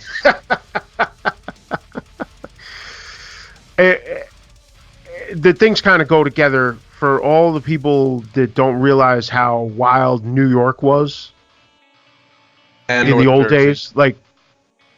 Like for those of you that don't know, Times Square was not always Disney World. No. Like when I was in high school and just out of high school, Times Square was some real shit. It was a scary place. Times Square was real. There were tons of porn shops. There was tons of drug activity. There were hookers. There was all kinds of shit. Same goes for a bunch of parts of Manhattan that now you wouldn't think anything like that was going on. Bryant Park, where they do like Fashion Week and all that other shit, right behind where the New York Public Library is with the lions that everybody knows. Yeah, that used to be called Needle Park because people were in there getting high like bright daylight. Dude, I used to cut through there all the time because I had a client whose windows looked down on Bryant Park. Yeah. And I knew what it was when I first started going to the city. And when I first got the address to this location, I was like, oh, no, this is not where I'm going. And then I get there, and I'm like, oh, there are food trucks here. It's fine. Oh, yeah. It's not like it was when I was a teenager. It completely changed. And talking about areas like that, like over by Javits, where the Javits Center is, the convention center, there used to be tons of activity over there.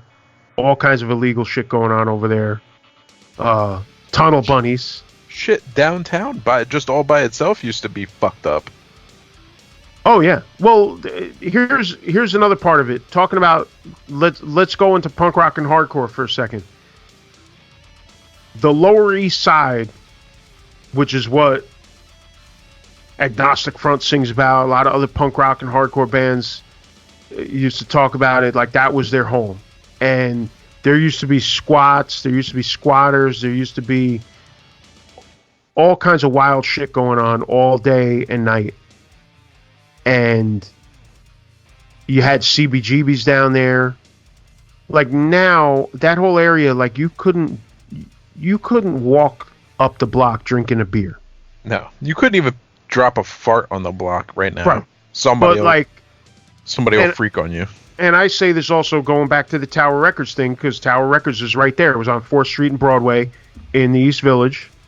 Hop, skip, and a jump away from, the Lower East Side and CBGBs and that whole scene there. And I used to hang around down there a lot. And dudes were puffing blunts, walking up the block, which you can't really, well, now you can because it's legal again. But once it became Giuliani time, that shit was dead. Mm-hmm. We used to drink 40s out right in front of CBGBs and in front of these other clubs. We used to get wild. And dudes used to get way more wild than anything that me and my friends were doing. And that's just the way it was. It used to be a different world down there. NYU kids used to roll around there drinking in Tompkins Square Park, in Washington Square Park, out in the open. All that shit was going on, and then they shut all that shit down. So New York used to be a whole different world. Hardcore shows used to be a whole different world, because you would go to a hardcore show and there was no security saving you from getting your ass beat. Right. Like the first show that I ever went to at L'Amour's, like I watched somebody get dragged to the bathroom by a dude that was down with the bouncers, and the bouncers stood in front of the bathroom with their arms folded like ain't nobody going in there. And then when the dude came out and he was done doing that work, they carried that other dude unconscious out of the bathroom and out of the club. Probably tossed him in the fucking pile of trash and walked right back in. But that's why eventually L'Amour's got their ass suit off, because of one kid that broke his skull open getting pushed off the stage. Right. Because like we were talking about before with Litigious Society, like it used to be a free-for-all, and then once everybody started lawyering up, that was the beginning of the end. Yeah, that was the beginning of the end, because you can't operate a club like that because you get your ass suit off. So like my first real trips into the city, like alone, I was 16, so it was between 92, 93 time frame, because another one of my exes was going to FIT, which if you know where FIT is, she's living in the fucking dorms, and it's not that great a spot. And that's another area that's completely different. Completely different. And but that's like 20 in the 20s over 7th Avenue. Yeah, it's like 7th and 19th. 7 and 19 or something like that, or 6 and 19 between 7. They're like right by 7th. Anyway, I would go up there pretty much like every other weekend and just hang out in the city for a night. Like I'd go up on Friday and I'd stay over, and we'd hang out till Saturday, and then I'd get on the train and come back on Sunday. And wandering around in the city at 17, and it wasn't the cleaned up city that we all know and love now. Because that time was right before. That was as the ball started rolling with the cleanup, but it was a couple of years before it really took hold. Yep. And by the way, if you have HBO, if you watch that show, The Deuce, they take some real liberties with a lot of it, but one of the underlying story of it is that the cops are starting to clean up Times Square with the intention of having people develop it. Mm-hmm. And it's at the tail end of the last. It jumps from season to season, but I think the tail end of it is in like the mid to late 80s, and that process is starting where they're really trying to clean it up. They're starting to give all the hookers a hard time and try to clean up the area with the intention of working with a developer to start making that money. To make it nice. Yeah. And now it's just literally, as you called it, Disneyland. Now it's all Disneyfied, and people who come here, especially from other places, don't understand how shit used to be. And it's not just down there, because I tell the story sometimes. There was a couple that I used to work with when I worked for a website, and they lived in the Bronx by 149th Street and 3rd Avenue, which is, now they've developed it a lot. It's nice. But back in the day, it was no motherfucking joke.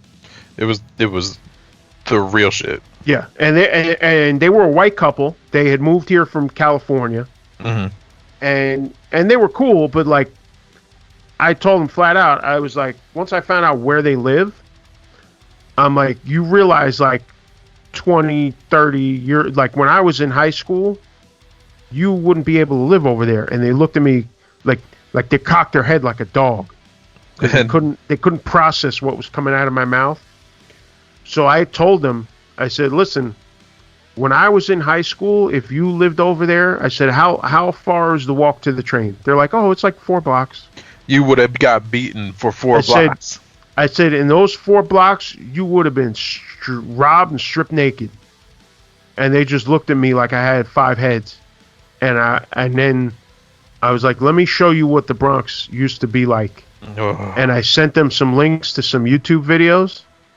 And the next day they came back, and I worked with another woman who was an older woman who grew up in Flushing in Queens. So she was an old school New Yorker also. So she heard me telling them some of the stuff, and she's like, yeah, you have no idea. And then the two of us started telling them stories, and then they watched those YouTube videos. They came back in the next day, and they were like, oh my God. Yeah. They couldn't even understand. It's hard to fathom. Yeah, it was so out there for them that they were just blown away. And then the two of us started telling them other stories about like around the Port Authority bus terminal and shit, and all the dirt that used to go on, and they were just like, my God. They couldn't even process it. Everyone knows that landmines in Ewing Township, New Jersey. Yes. Ewing Township is attached to Trenton on 2 or 3 edges. I'm going to argue that Trenton is one of those cities that got left behind. And going to certain sections of Trenton reminds me of going to the city, but not like Manhattan, the city. It reminds me of going to the Bronx, going to certain areas of Queens when I was a kid with my uncle, who would be out doing music, and like me and my mom and like a whole bunch of us would go to some ratty club to watch him play jazz. Right. Like, and basically the whole ride up, everybody's all excited. And then when you get into like the actual Bronx, everybody's like, all right, y'all need to chill. And when we get there, get out of the car and get into the fucking venue. Yeah. Don't. And you know, I'm like 6 and I don't get it. You know, you don't understand. I don't know. It's like, don't be fucking around in the street. Get your ass in there. Get inside. And when we go to leave, go straight to the car and leave. Don't be out fucking around on the corner. Get in and go. Yeah. And it's like that here. If you end up in certain sections of Trenton, don't be outside fucking around, where people who don't know you might see you as an enemy. Yep. That's how it used to be. And I mean, my house, probably 1.5 miles from one of those areas. 1.5 miles. But that 1.5 miles is fucking key. Yeah. Because the distance between me and there, well, where I am and where that is, it's almost a whole world, you know? Oh yeah. Well, that's one of those things that happens in some areas where, like, it's not like New York City where you got vast areas of hood. Like in some of these places, you may only have like the hood may only be like a block or two, but it's a hell of a block or two. Right. You know what I mean? Like there's places in Westchester like that where like everything is cool, but if you walk one block in the wrong direction, well, it's like that in Detroit right you're now. in a spot. So, like, have you been to Detroit anytime recently? I have never been to Detroit. Okay, so there's a section in Detroit called Corktown, and it's where the old Tiger Stadium used to be. So they tore down old Tiger Stadium, and half the neighborhood stayed the same, and half of it got redeveloped into a casino and some newer restaurants and this, that, and the other thing. And some of the old bars are still there, but everything is kind of like, quote unquote, gentrified. Yeah. But the key is, you go 2 blocks off the main drag, and it's old school Detroit, and you will get fucked up. Don't go over there. Basically, everybody's like, don't go over there. If you need to turn around, K-turn here. Don't go down any side streets, because you may not come back with your van. Yeah.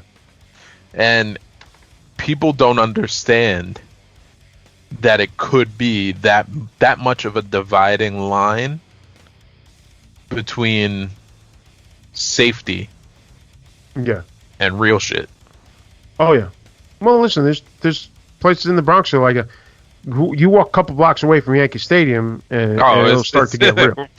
Dude, we played My Turn to Win 10 years ago, played like 3-4 blocks from Yankee Stadium under the L.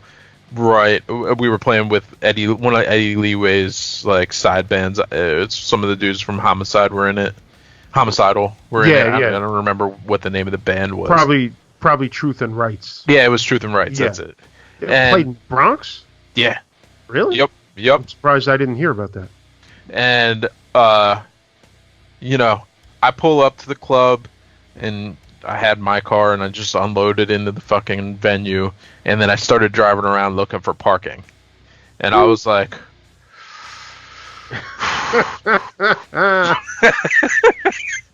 and I gotta walk from wherever I parked. All right. Let me keep this fucking car in motion till I find something on the main drag under the L, because at least if I'm under the L, it's like in plain sight. Yeah. I'm not walking through the hood. No, that's the thing around there. Like right by the stadium, everything is cool because the cops are around. They keep it clean for all the people coming in for the game. But you walk a couple blocks over, woo! Wild West, baby. Shit is wild. Shit, people ain't fucking around. But that's how it is a lot of places now. New York is definitely very different. And back to the initial part of the conversation, hardcore is very different. Yep. It's definitely not like it used to be. You can't get away with a lot of shit now, because dudes used to take some serious ass beatings at hardcore shows. Yeah, and it's not like I'm talking about the kind of beating that could not happen now.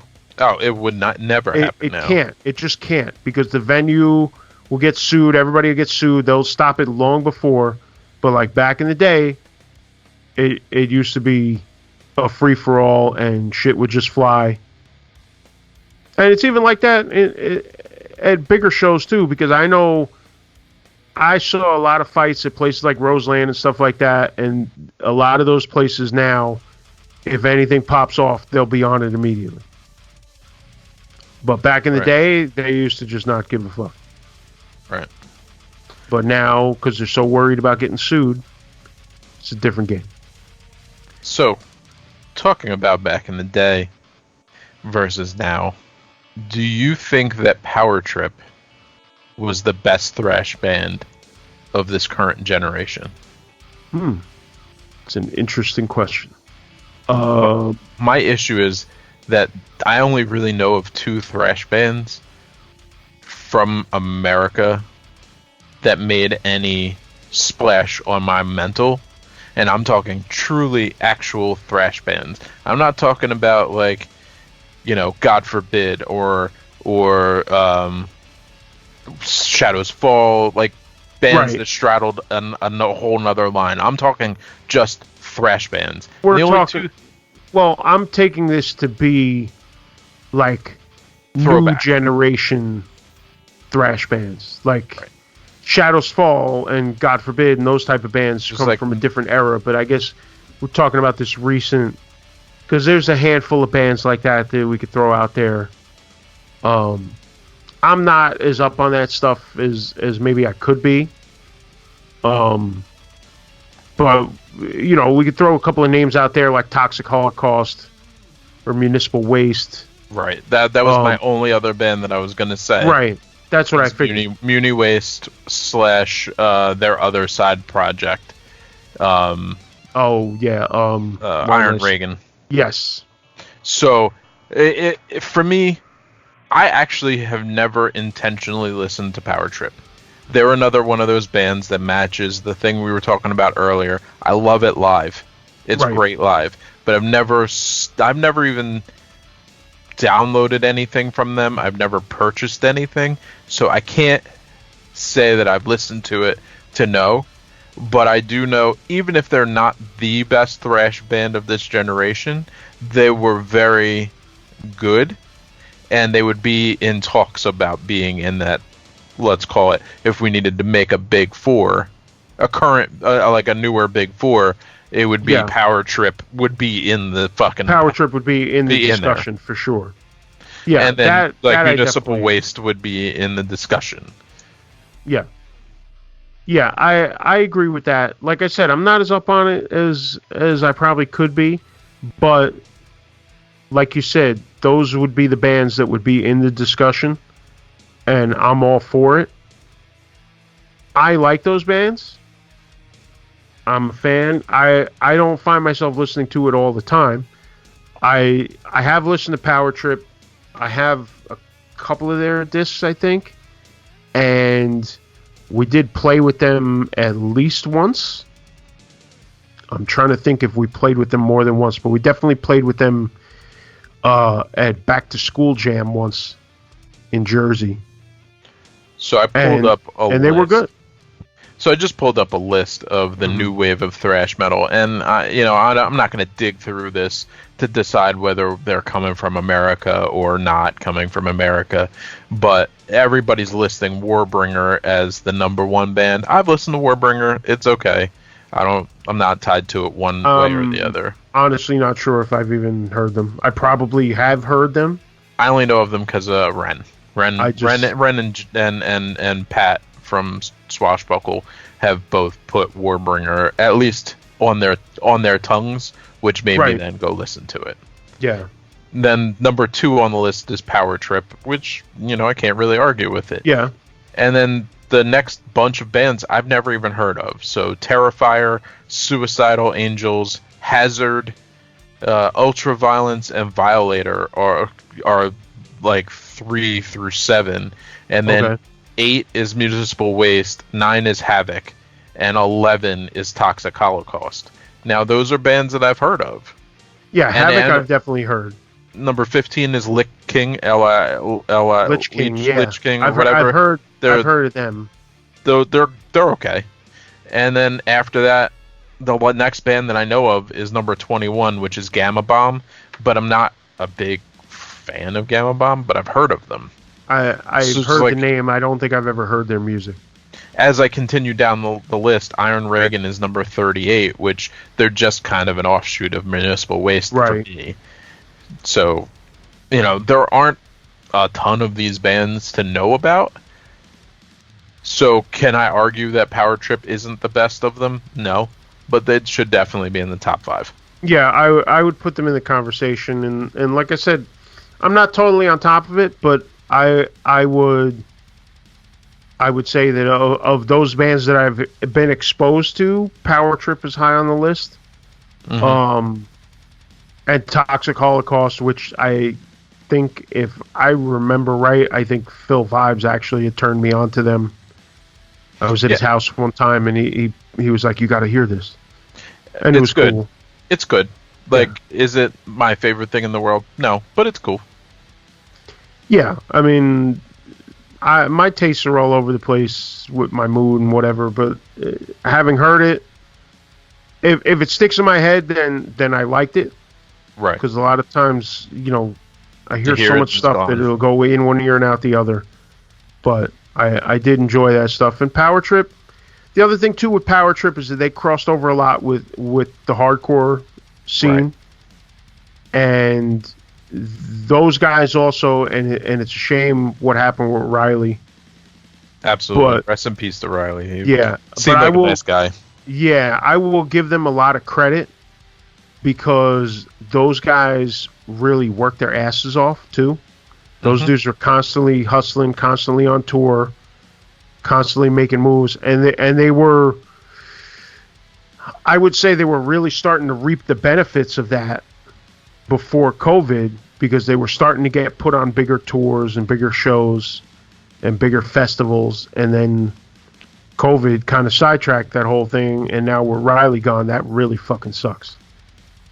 So I think they were just starting to hit another level.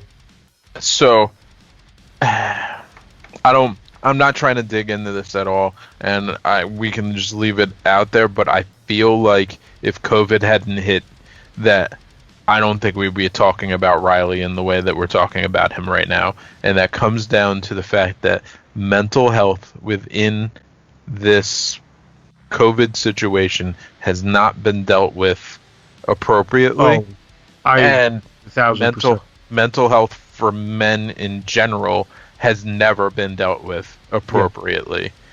So I think the combination of that, the lack of being able to get out and do the thing that was keeping him level.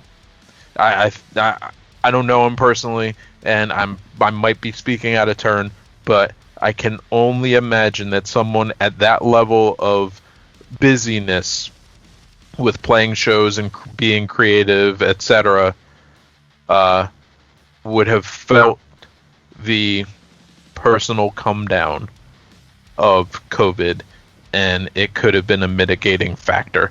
At least in my mind, when I heard about it, I was like, okay, I wouldn't do it for myself, but I understand.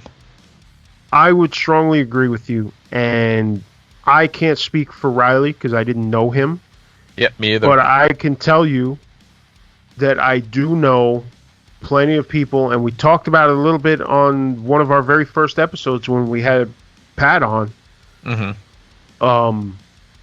COVID did a number on a lot of people because there are plenty of people that we know that their lifestyle was based on their work was going out and traveling, going on tour, whether they were performing or whether they were working as a tech, right, or working merch. We know plenty of those people.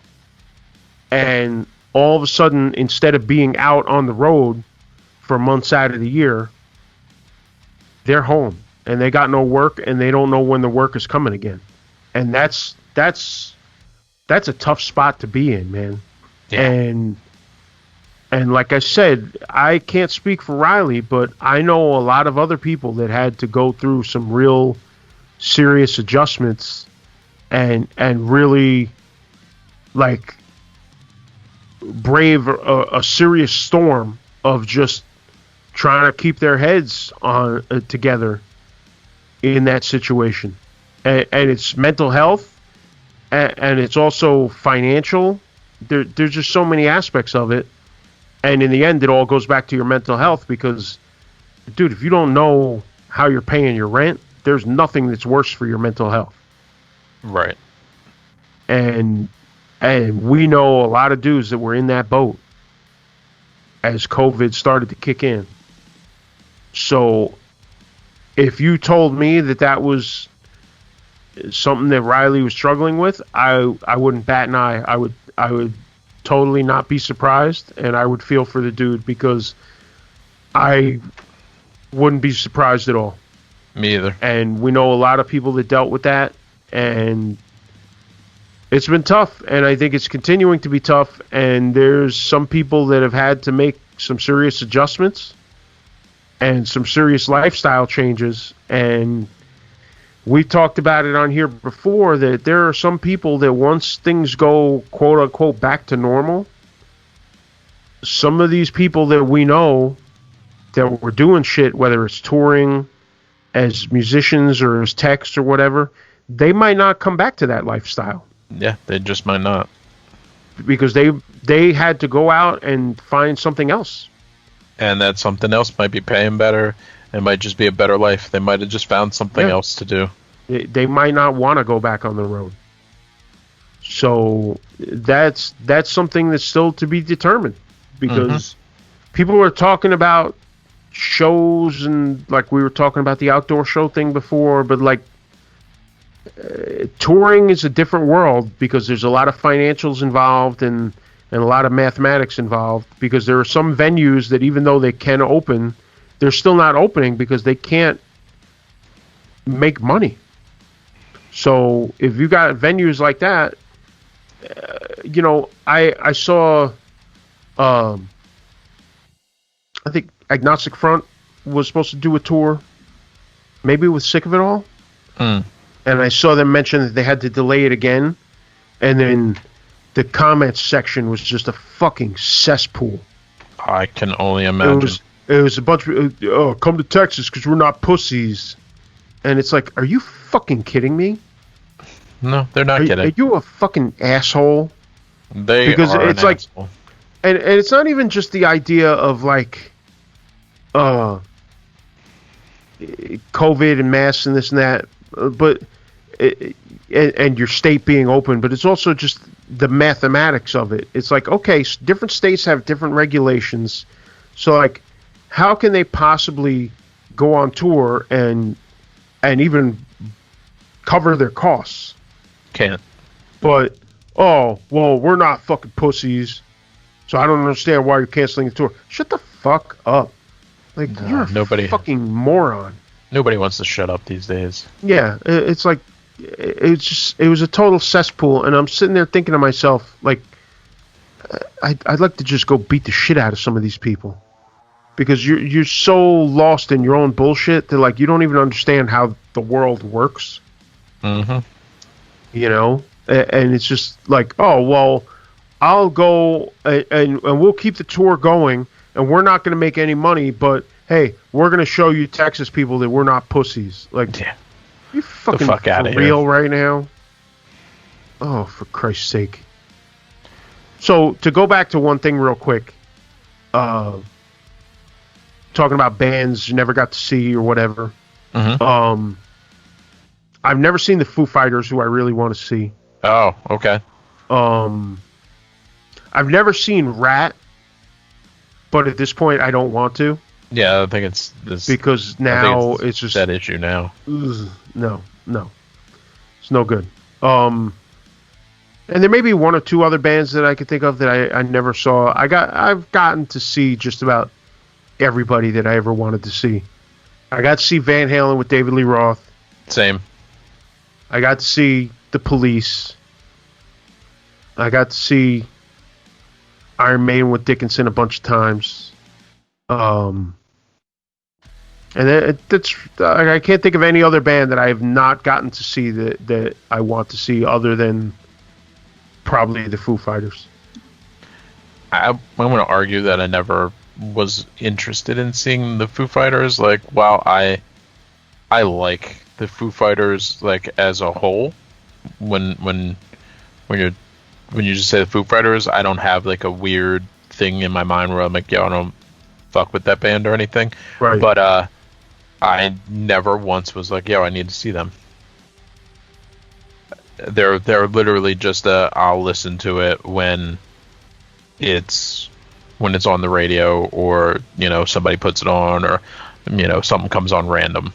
But they were never a band that I was like, yo, I need to go out and see that. Yeah, I got to see so much because in the 90s, I used to go to shows every week. I used to go to Roseland constantly. I used to go to Irving Plaza all the time, CBGB's, all these other clubs. And I got to see just about everybody you could think of from like the 90s into the early 2000s for the most part. Right. It was just constant. I saw so many shows, and like there were a few that I skipped. Like I had tickets to see Nirvana. I had the opportunity to see Nirvana at City Gardens, and I skipped it. Yeah, I had tickets, and I ended up selling them because I was just like, I don't even care that much. Which, now, whatever. Yeah. But I've never been a big Nirvana fan, so I'm just kind of like, okay. I never got to see Nirvana, like, I'm still a fan. I'm still a Nirvana fan. Like, it's not like it was when I was young, but I can still vibe to it if it comes on. I'm still into it on occasion. There's a couple songs where I'm like, yo, whatever, because this song is played out. But some of the like deeper cuts, I'm still in. Oh, and I almost went to Gigi Allen's last show. Oh God. My friend was bugging me, and I was gonna go, and then I decided not to, and it turned out to be his last show because he died the next day. Yeah, I wasn't. If I did go, I wasn't planning to stay there long. I was gonna go chill in the back and then get outside if it got stupid. All right, back to the questions.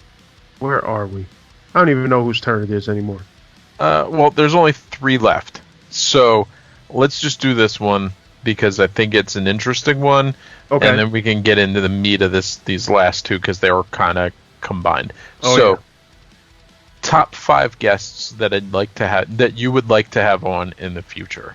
So I have a list of 5 people, and they're random, but they're people that I would want to talk to. Okay. So now, are they people you actually know, or are they just like? No, I didn't pick people I knew. Okay. Just like guests that I'd love to have on in the future. I took that for people that I couldn't just contact and be like, "Yo, come on my show." Okay. So that's the list I made.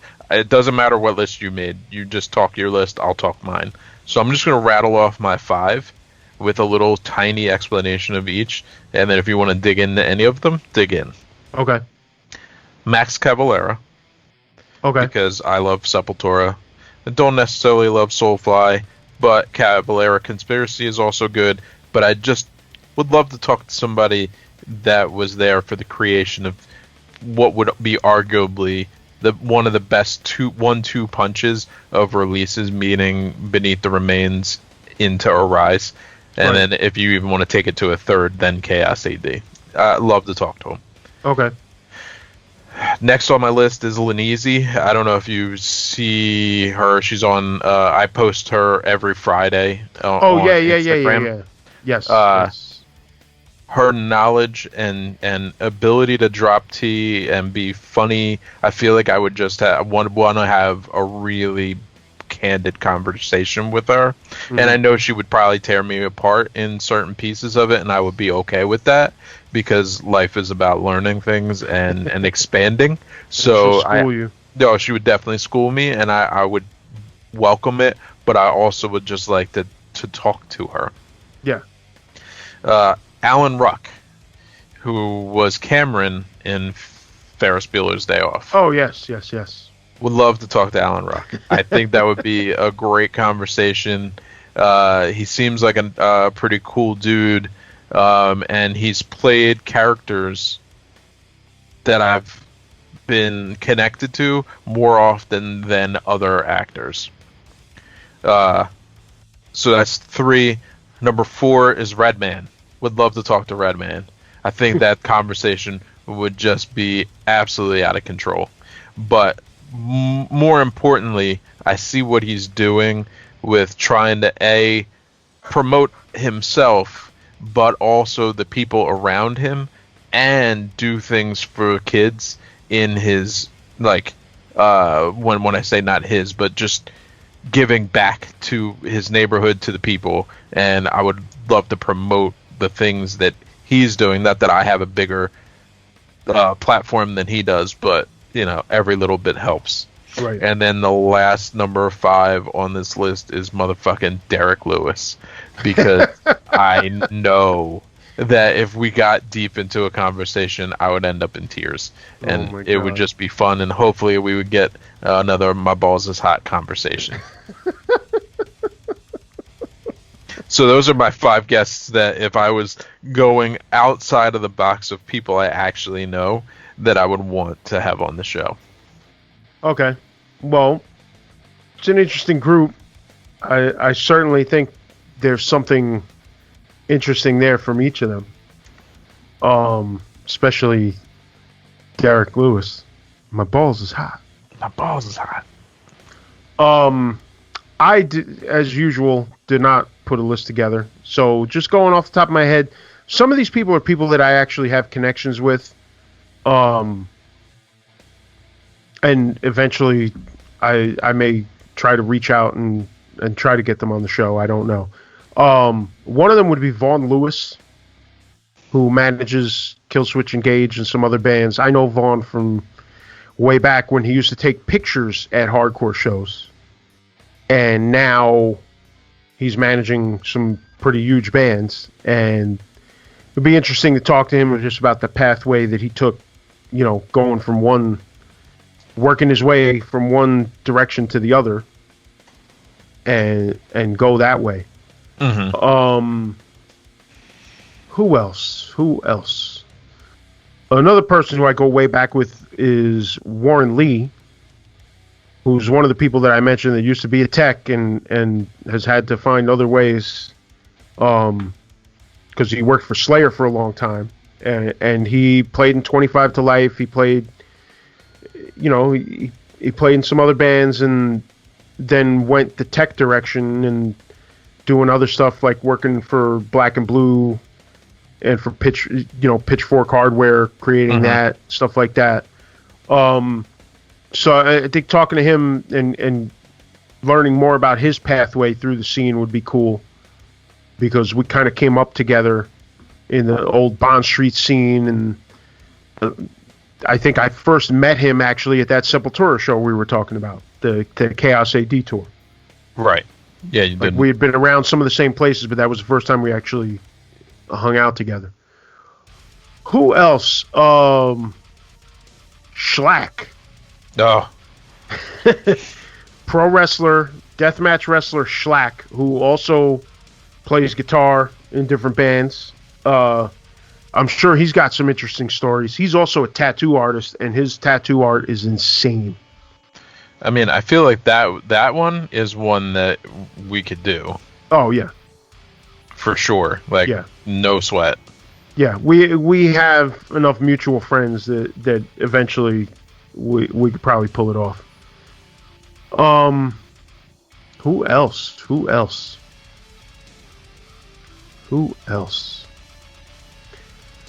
I think that would be it as far as music, except like Dave Grohl would be cool, because I know he's really into metal.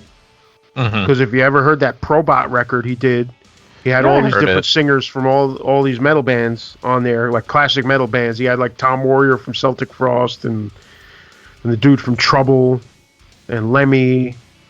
Yeah, he's an old metal dude, but he's also a record store guy because he used to work for Tower Records in DC, I think. And he's also an audio engineering guy. So yes, so you could talk to him about that stuff too. Honestly, I made a post somewhere or talked about it somewhere. It might have even been on this show that my whole entire dream is to get I just want to come over to his studio and hang out with that Neve console. I don't even need to record through it. I just want to get the fucking aura off it. Just get the vibe. Yeah. Yeah, I think that would be crazy. And one other one that may eventually happen, but it may never make the air, because we've talked about this before. I think we should just get the full Haterama going on and get Glenn from Billy Club on the show. Hey. And he's kind of iffy about it, but I might try to convince him. But there's a good chance that may never make air, because there could potentially be a lot of cancellation involved. Just permanent cancellation. Just get the full hate squad going and just talk a ton of shit and probably get ourselves in trouble. And I'm sure if I put more thought into it, there's probably like I could name like 10 other people that we could have great conversations with. You know, I've mentioned before I still have to reach out to my friend Brian, who was a singer of Edna's Goldfish, and who used to tech for a lot of bands. He's been working lately for Bush with Chris Traynor, who was a guitar player in Orange 9mm and now plays for Bush. Right. And I'm sure, you know, I mean, he wrote a book about the time when he used to work for Guns N' Roses. And with COVID, there's an interesting conversation there because I know he got more into photography the same way that Sonny was documenting protests in Philadelphia. Brian was out in L.A. taking pictures, and he got a picture of a burning cop car that was pretty wild. So there's stories there in a lot of different directions, including documenting that type of stuff and how COVID kind of changed things for him. So I'm hoping to get him on one day. So there's a few right there. I think those are some solid lists. And you know what? We're always interested in different people. Yeah, if you think you want to be a guest on the show, if you want to be a guest and you're not a Punisher, but I shouldn't even say that because the Punishers never think they're Punishers. Yeah. But we'll decide if you're the Punisher or not. We'll decide. We'll decide if you make the cut.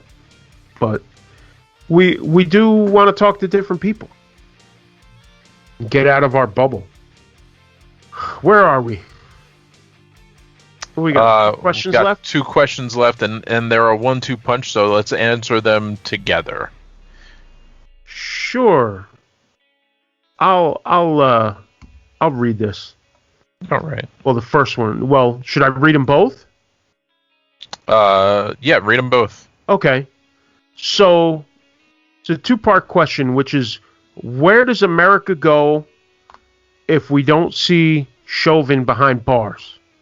Derek Chauvin is the policeman in Minneapolis that's on trial right now for putting his knee in the neck of George Floyd. And the other part of the question is, have body cams and cell footage positively impacted public safety? Which is going to be a bit of a doozy. So why don't you start? I'm going to give short answers on both of these fucking questions, and then we can dig into it however you want.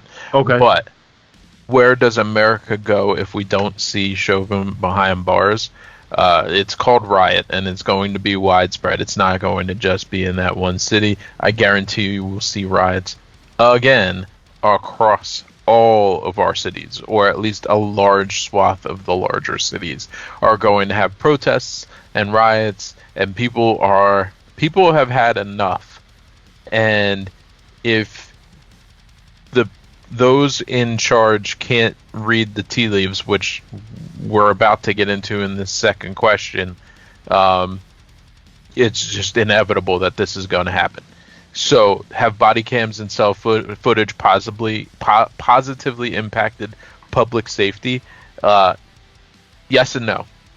It's made you safer in that there's clean footage of what happens, but it hasn't stopped the idiots from acting like there aren't cameras on them anyway.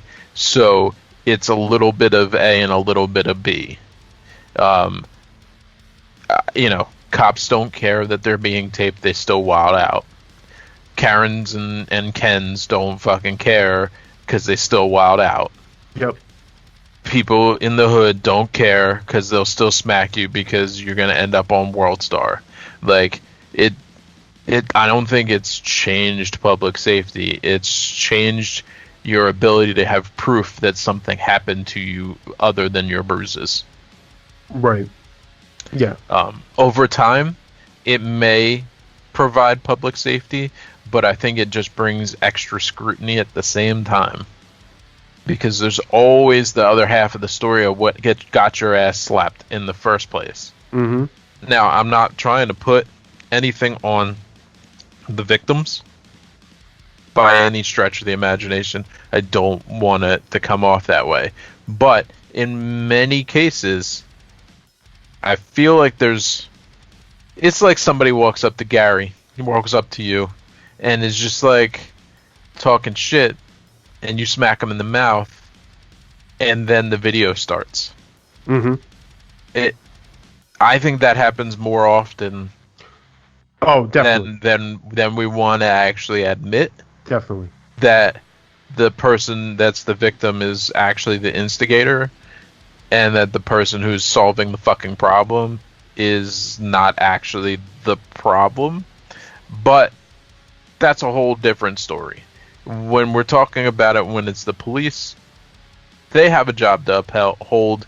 They've been put in a position where they have the access to a little extra power, and with that power comes great responsibility, and to utilize that responsibility, they haven't been doing it, and they haven't been doing it the whole damn time. So, I don't think it's going to make a big change to our safety. What has to happen is a couple of these motherfuckers need to go to jail. A couple of the fucking pensions funds need to be pinched instead of it coming out of the taxpayer funds. Like, right. They need to wholesale change what happens when an officer goes across the line so that it creates a deterrent from it happening again. Because right now there is no deterrent to it happening again. The deterrent is like, oh, well, you got put on desk duty, or maybe you're not a cop in this town and you got to go 3 towns over or 2 states over and become a cop there, because they're not going to go check some database to see that you shot some kid. It's just, they don't transfer the information like that. Those are the changes that need to be done. Right. Which they're not interested in doing, because at all. This is the way the system is, so that it protects people like that. Yep. So that's my opinion. I don't see that it's going to impact public safety. It hasn't really yet, and I don't see that it's going to anytime soon. And, if Chauvin does not end up behind bars, which I'm going to argue he's not going to, war. Not necessarily full-on war, but there's going to be a war in the streets. Right. People are gonna fucking freak out for good fucking reason. Is that how you're seeing it, or how are you seeing it? Here's how I see it. I agree with you about the riot thing, and if you need an example, we are recording this on Monday night, April 12th. Last night, in a different part of Minnesota, there was a shooting where a cop shot a person that was pulled over, and they ended up declaring a curfew, which they're going to have a curfew again tonight, because people were already out in the streets. And by the way, these people were protesting because this person was unarmed and was shot.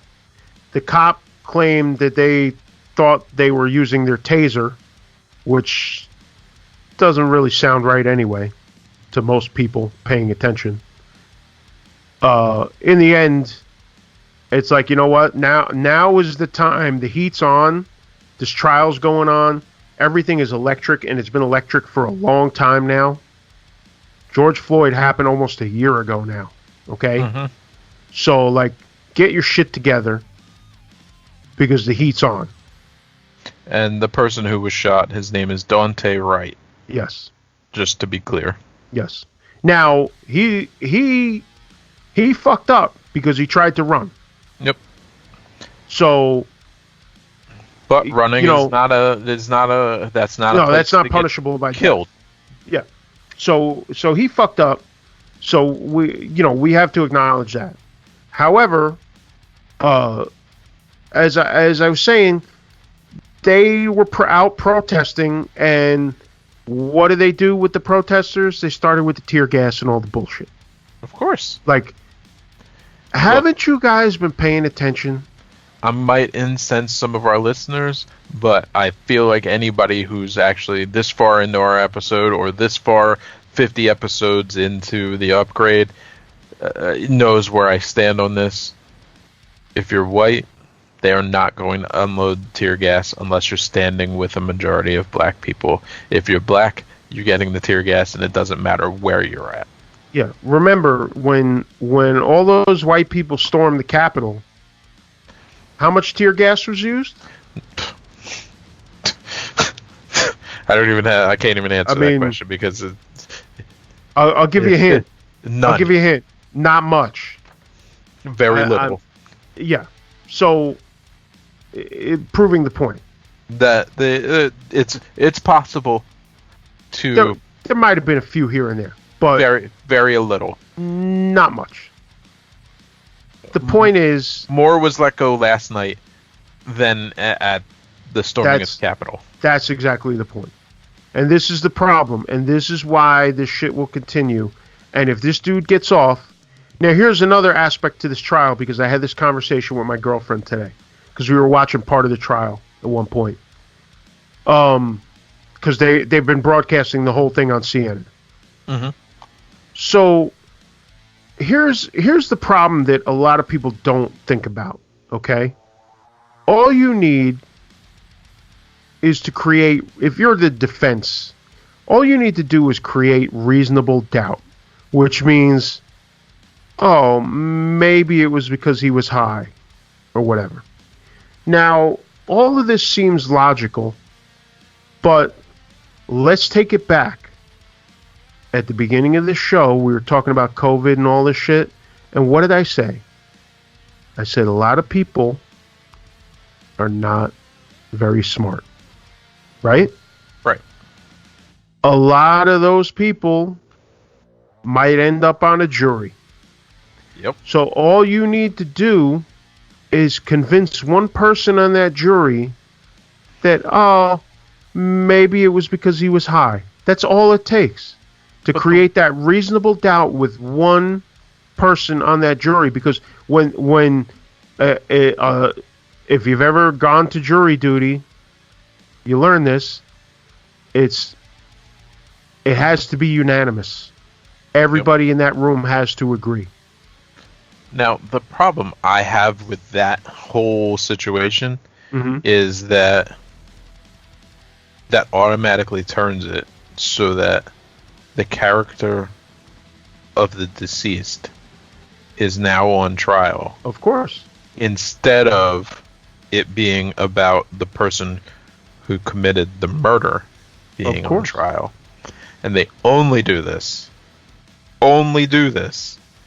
when the person who is doing the murdering is either a cop or has a lot of money. Right. If the person who was murdered has anything on their record, or is minority, or is poor, you're getting railroaded. So I'm not going to say this is purely a race issue. It is a huge fucking component of it, but it is also a class issue. And it is also a class issue when it comes to the safety of the rich. The police are not there for you or for me or for anybody in my fucking neighborhood. They're not here for us specifically. They're here to keep us in line so that the rich people can feel safe to go anywhere they want to go. They're here to keep you in line, and also the other thing that a lot of people don't think about is that they're also there to make money. Yeah.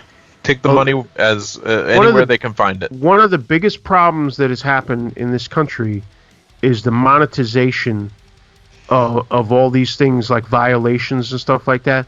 They're writing you tickets, and years ago there was a whole big thing in the Village Voice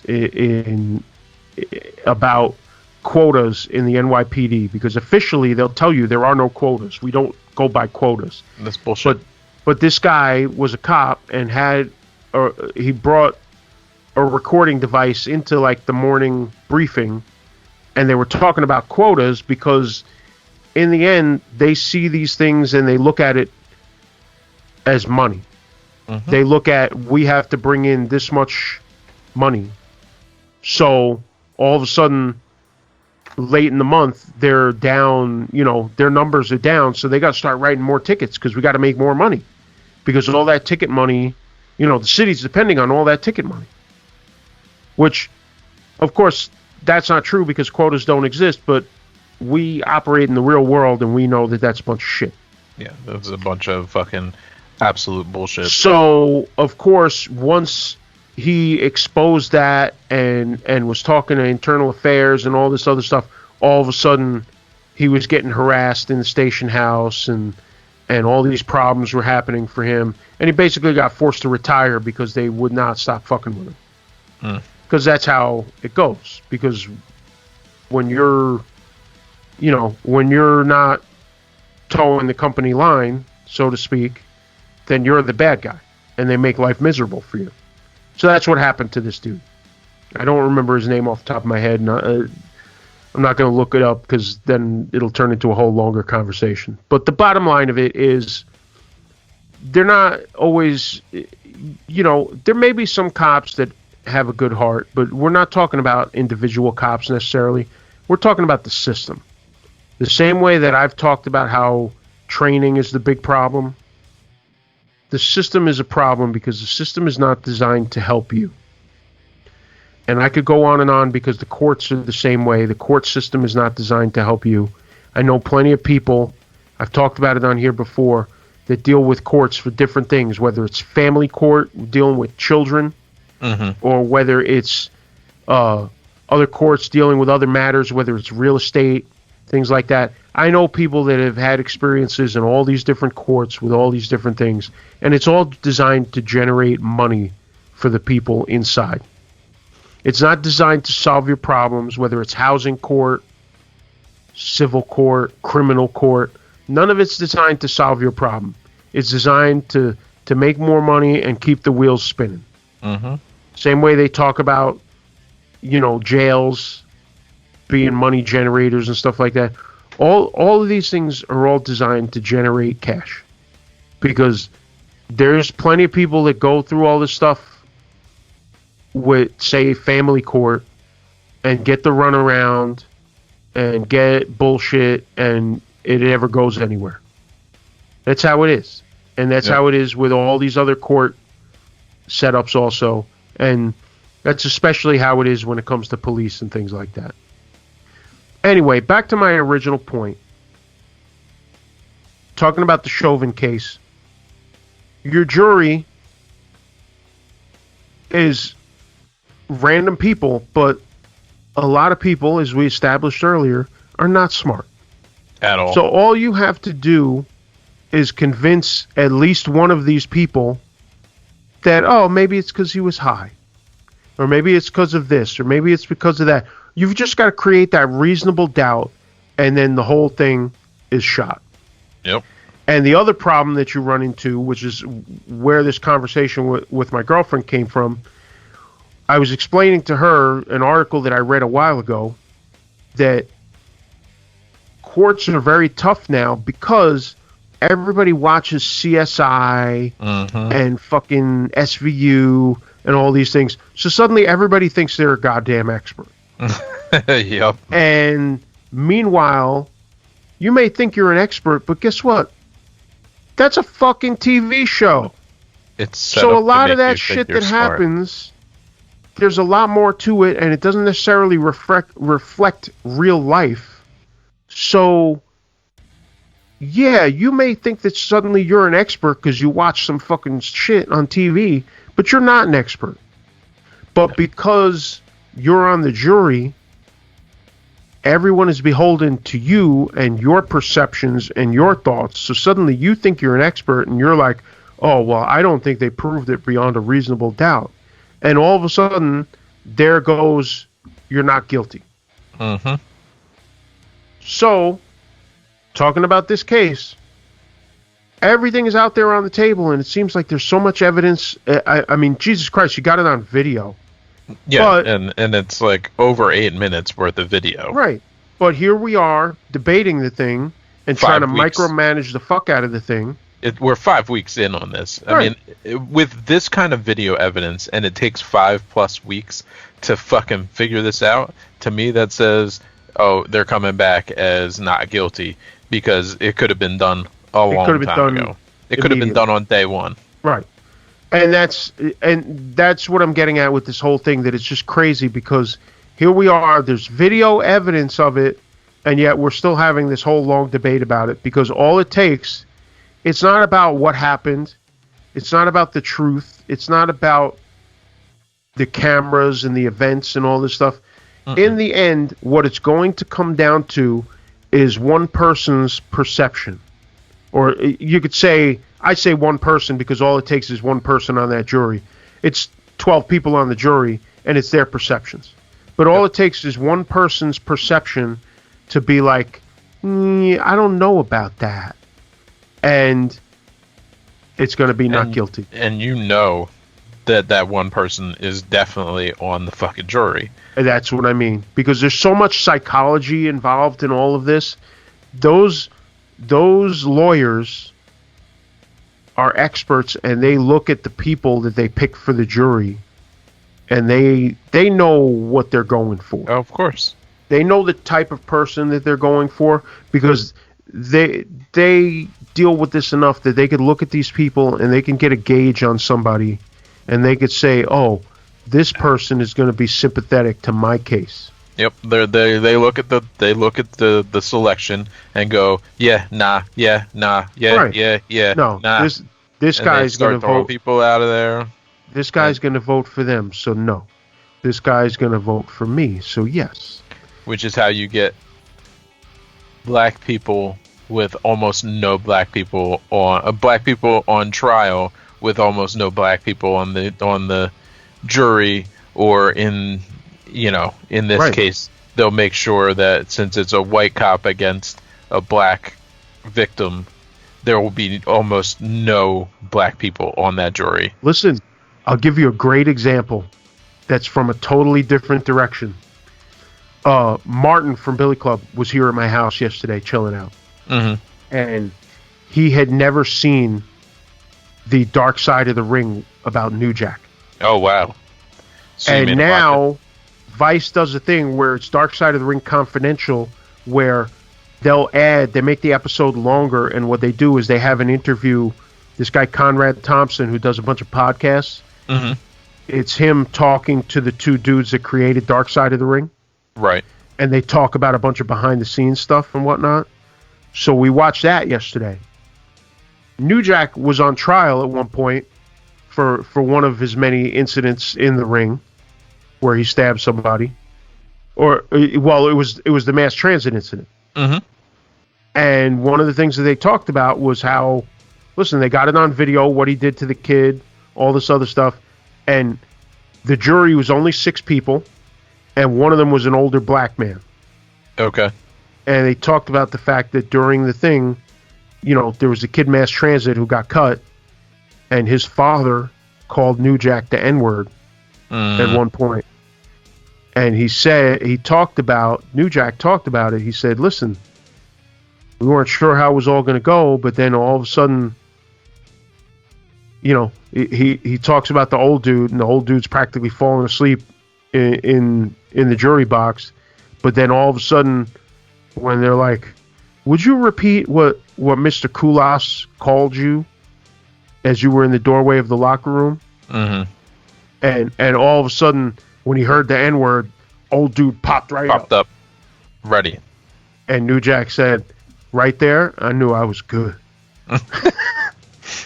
And that's a silly example of it, but it's a perfect example illustrating what I'm talking about, which is that all it takes is one person on that jury to turn it around. Of course. And when it comes to what's going on here, it doesn't matter that there's video, it doesn't matter that there's all this evidence all over the place, multiple camera angles, this and that. In the end, all it's going to take is one person like, nah, I think it was because he was on drugs, and there's your not guilty, and everything's going to be a disaster. And I'm not going to say it's going to happen, but there's a good chance that it could happen no matter how much testimony you have. Mm-hmm. And it's going to be a nightmare. It's going to be a nightmare because, just like you said, riots, because Just like I talked about this other incident in Minnesota last night, all these other incidents that we've seen. I mean, Jesus, it'll be a whole other show, but we mentioned before, I talked about the Real World reunion. Yeah. And a big part of that Real World reunion over all those shows is the idea that here we are 19 years later and ain't shit changed. 29 years later. I keep getting it wrong. 29 years later. Because you're old. Yeah. What year is it? 29 years later. Ain't shit changed. Ain't shit changed. That dude Kevin, he's a lot more chill now than he used to, but the shit that he was getting angry about before, everybody else in the house now gives him props because they're like, yo, the stuff he was talking about back in 92, it's still here. It's right here. It's here now more than ever. And they're right. And it's totally true. Yeah, so here we are. Everybody's protesting all this stuff. They're still using tear gas. They're still doing all this stupid shit. They're still not learning. They're still not learning the lesson. That they don't. It's not that they didn't learn. They learned it. They don't care. They don't care. They don't care. Right. Which takes us to the other part of the question, which is about the cameras and stuff like that. Which I agree with you. There's good points and bad points to it. Because the good points is that now there are a lot of things out there that wouldn't normally be out there. What if there were no cameras with George Floyd? Then it would be, as I will call it, just another day in the course of being a black man. Same way. What if there were no cameras with this thing with the taser and the gun that happened yesterday? What if there were no cameras with Rodney King? What if there were no cameras with all these other incidents? It would just be the thing that black people have been talking about forever. Right. Because you know and I know that since you were a child, people have been saying, yo, they did this to me, and everybody's like, nah, they would never do that. Why would they do that? Dude, even in my area, you could go, like, something would happen to you, and your white friends would be like, there's no way nobody would act that way. Right. And I'm like, but it did happen, and it is real. I'm not just blowing smoke here. And until people really started to see physical evidence or were there to witness it as it happened, those were the only times that people were like, yo, this shit's actually kind of fucked up, because everybody lived in this world where they had black friends and it was normal to them to have black friends, but they weren't seeing the terror that their black friends had to deal with. They weren't seeing what life really was. Right. And now you're seeing it. So as you mentioned, and we're going to go into this on a whole episode, but Kevin was right that whole time on the show. And he may have been a little overboard, which he himself admits, but he was not wrong. The premise of what he was saying was correct. Now, his tactics in employing or trying to get people on his side may have been heavy-handed. Yeah. But he was not wrong. No. Not at all. So, that was 30 years ago. And I mean, we've talked about this in music episodes and other episodes. We have been hearing for years firsthand accounts from people in lyrical content, the dangers of being a minority in America. Yep. And everyone was hearing it, but they weren't listening. Right. They thought it was a story. It wasn't a story. It was their real life, and they were depicting it for all to see.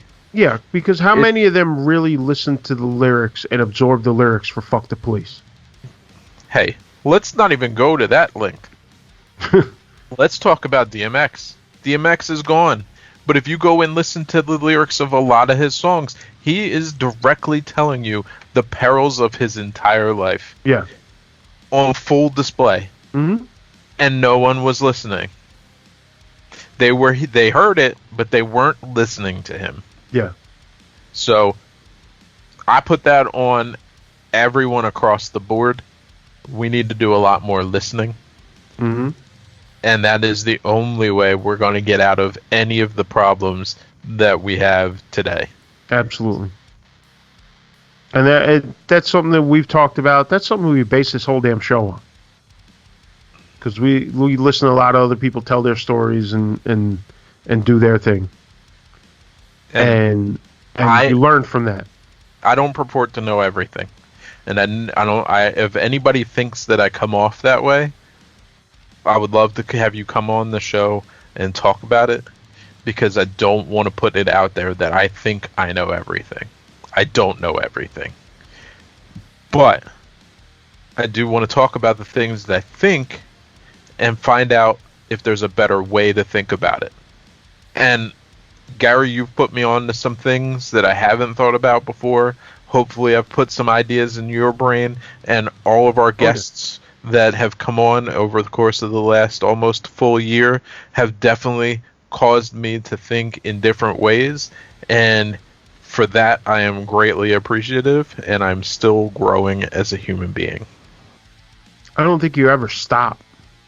There are people that stop. There are people that stop, but I think in general, you shouldn't. I don't think you should either, but there are a lot of people who never progress at all. But when it comes to the camera thing, there's the other side of it, which is it creates doubt, because just like you said, maybe things happen before the camera rolls. Mm-hmm. You're getting part of it, but you're not necessarily getting everything. But again, it goes to people's perceptions. So if you can convince people that something happened before the camera started, then you're back to square one. Of course. You know, and again, it's all psychology. It's all based around people's perceptions, and that's what lawyers do now. Their job is to try and fuck with people's perceptions, because, as I said, all it takes is that one. Mm-hmm. And there's a lot of good that comes with these cameras, but one thing that I think that's very important, that's been brought up a few times recently that I've seen, and I'm a strong supporter of it. I was impressed that the thing in Minnesota that happened yesterday, the body cam footage was already out there. Right. That is not always the case. Not at all. Usually it's held and you don't find out about it for months. Sometimes it's held, and sometimes there was a malfunction. Oh, that too. Or some other bullshit. To me, and like I said, I heard this mentioned a few times recently, and I'm a full supporter. If you deny a breathalyzer, they automatically charge you, do they not? Yeah, that's typically the way, from what I know. So, now, of course, I know we don't like to charge cops with anything, ever. But I feel like there should be some penalty in the case of a body cam not functioning properly. For sure. I mean, barring true, like, you have to leave some space for actual malfunction. Right. But there should be also a rigorous test to figure out if it does malfunction, was it user error, or was it intentional, or was it actually like software issue? Because there are times where I load up Pro Tools, and I'm just going to talk about it from my own business perspective. This afternoon, I loaded up Pro Tools and I was working fine. All of a sudden, I no longer could get audio out of my speakers.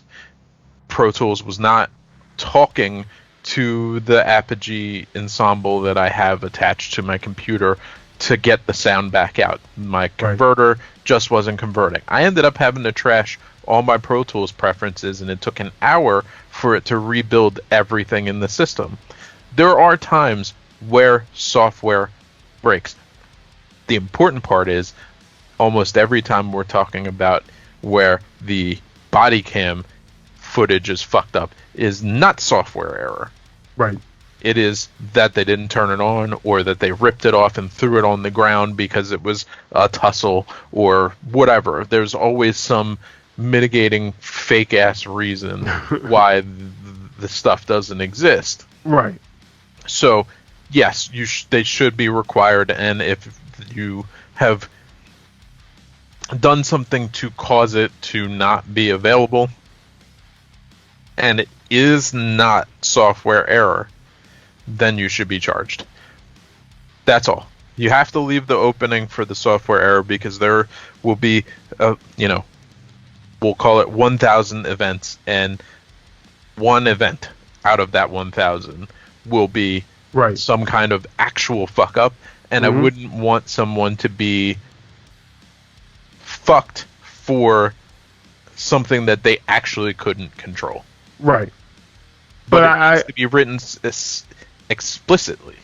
Right. And I think there's also, when it comes down to it, there's a good argument to be made that that's tampering with evidence. It is. It absolutely is tampering with evidence. Yeah, and I think that needs to be explored quite a bit more, because that's a vital part of a lot of these cases now. So, my question, and I've not been in the court or anything like that, has anyone ever tried to run that as part of their case? The fact that the cameras not being used is tampering with evidence. Has anybody even thought to go that route? Not that I'm aware of, but it would be interesting to look into it further and see, because I think there's a strong case there, but again, there's variables, and they could always try to say that they could always try to blame the computer error stuff, but I think they're purposely vague when it comes to guidelines for obvious reasons. And I think that needs to be shored up a bit more. I think one of the problems that we have in a lot of different directions is that the technology changes and the laws don't follow. Right. A lot of the stuff is way behind, and I think they want it that way because it's easier to kind of blur the lines that way. I see a commercial on TV from time to time talking about internet regulations and how internet regulations haven't been changed in a long time, but the internet itself has changed so much. I mean, it has changed, but also, if you've ever dealt with the government, even as far as just going to the DMV or something like that, government isn't always quick to get on the ball with things. So that's part of the issue too. Yeah. But I think there's a lot of reform that needs to happen in a lot of different directions, and these are the kind of things that people need to be talking about. And going back to the court thing, like I said, you have people's perceptions shaped now by stuff like all these TV shows, and they think they're a fucking expert because they watched every episode of CSI, and that's not how the real world works. So suddenly you put those people into a courtroom, and those are the people that you have to cater to. Those are the people that you have to gear your evidence towards, because in the end, they're the ones that you have to convince if you want to win your case and get your person convicted or get them off, or however it's got to be. Yeah. And I think that's a big issue now with all this stuff that goes on. And I don't... much like the other issues that go on in this country, there's no easy solutions as far as fixing this stuff. It would almost be easier if we just got to rip it all apart and start over. But that'll never happen. That's not going to happen. So then what? So I don't know. Yeah, I'm not sure either. But back to the Chauvin case, like, I said the same thing, not just about this case, but also about when we were talking about the stuff with the Asian massage spots. Mm-hmm. And it's funny because you don't hear anybody talking about that anymore. I don't know. It went away. It's gone. Yeah. Because I firmly believe that if they didn't turn that into if they didn't decide that was a hate crime, that would have some really bad effects on everything. Mm-hmm. And I don't know whatever happened with it. Me either. But here we are again. And we're never going to get these things classified as a hate crime, which would be an interesting rabbit hole to go down in itself. Mm-hmm. Because just the idea that they're pulling people over just because they're black, and then suddenly they end up getting shot. Like Jenk said on the Young Turks, talking about the kid that ended up running and getting shot. When you run, chances are very good that they're going to shoot you. Yep. If you are darker, period. Yeah. It's just a fact. It's just how it goes. Yeah. And it's fucked up to look at it that way and just break it down to that simple phrasing, but that's the fact.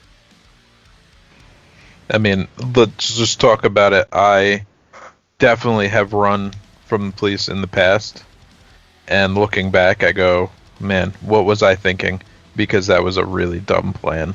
Yeah. Because if I hadn't gotten away, I would have been in big trouble. Right. Well, we'll have to see where this stuff goes. I have no confidence that it's going to go in any good direction, and I think nowadays, with social media and everything, there's a lot of positives and negatives to it, but one thing that you do see if you step out is that you will see that people are much more organized, mm-hmm. especially when it comes to protests and things like that. And I dread the potential where this could potentially be going. Yeah, it could be a total fucking just mess. Yeah. And that's what I foresee it being. I hope not, but realistically, good possibility. Yep. All right, I think that's it as far as questions. Thank you to everybody that sent in questions. I thank really you guys. Appreciate it.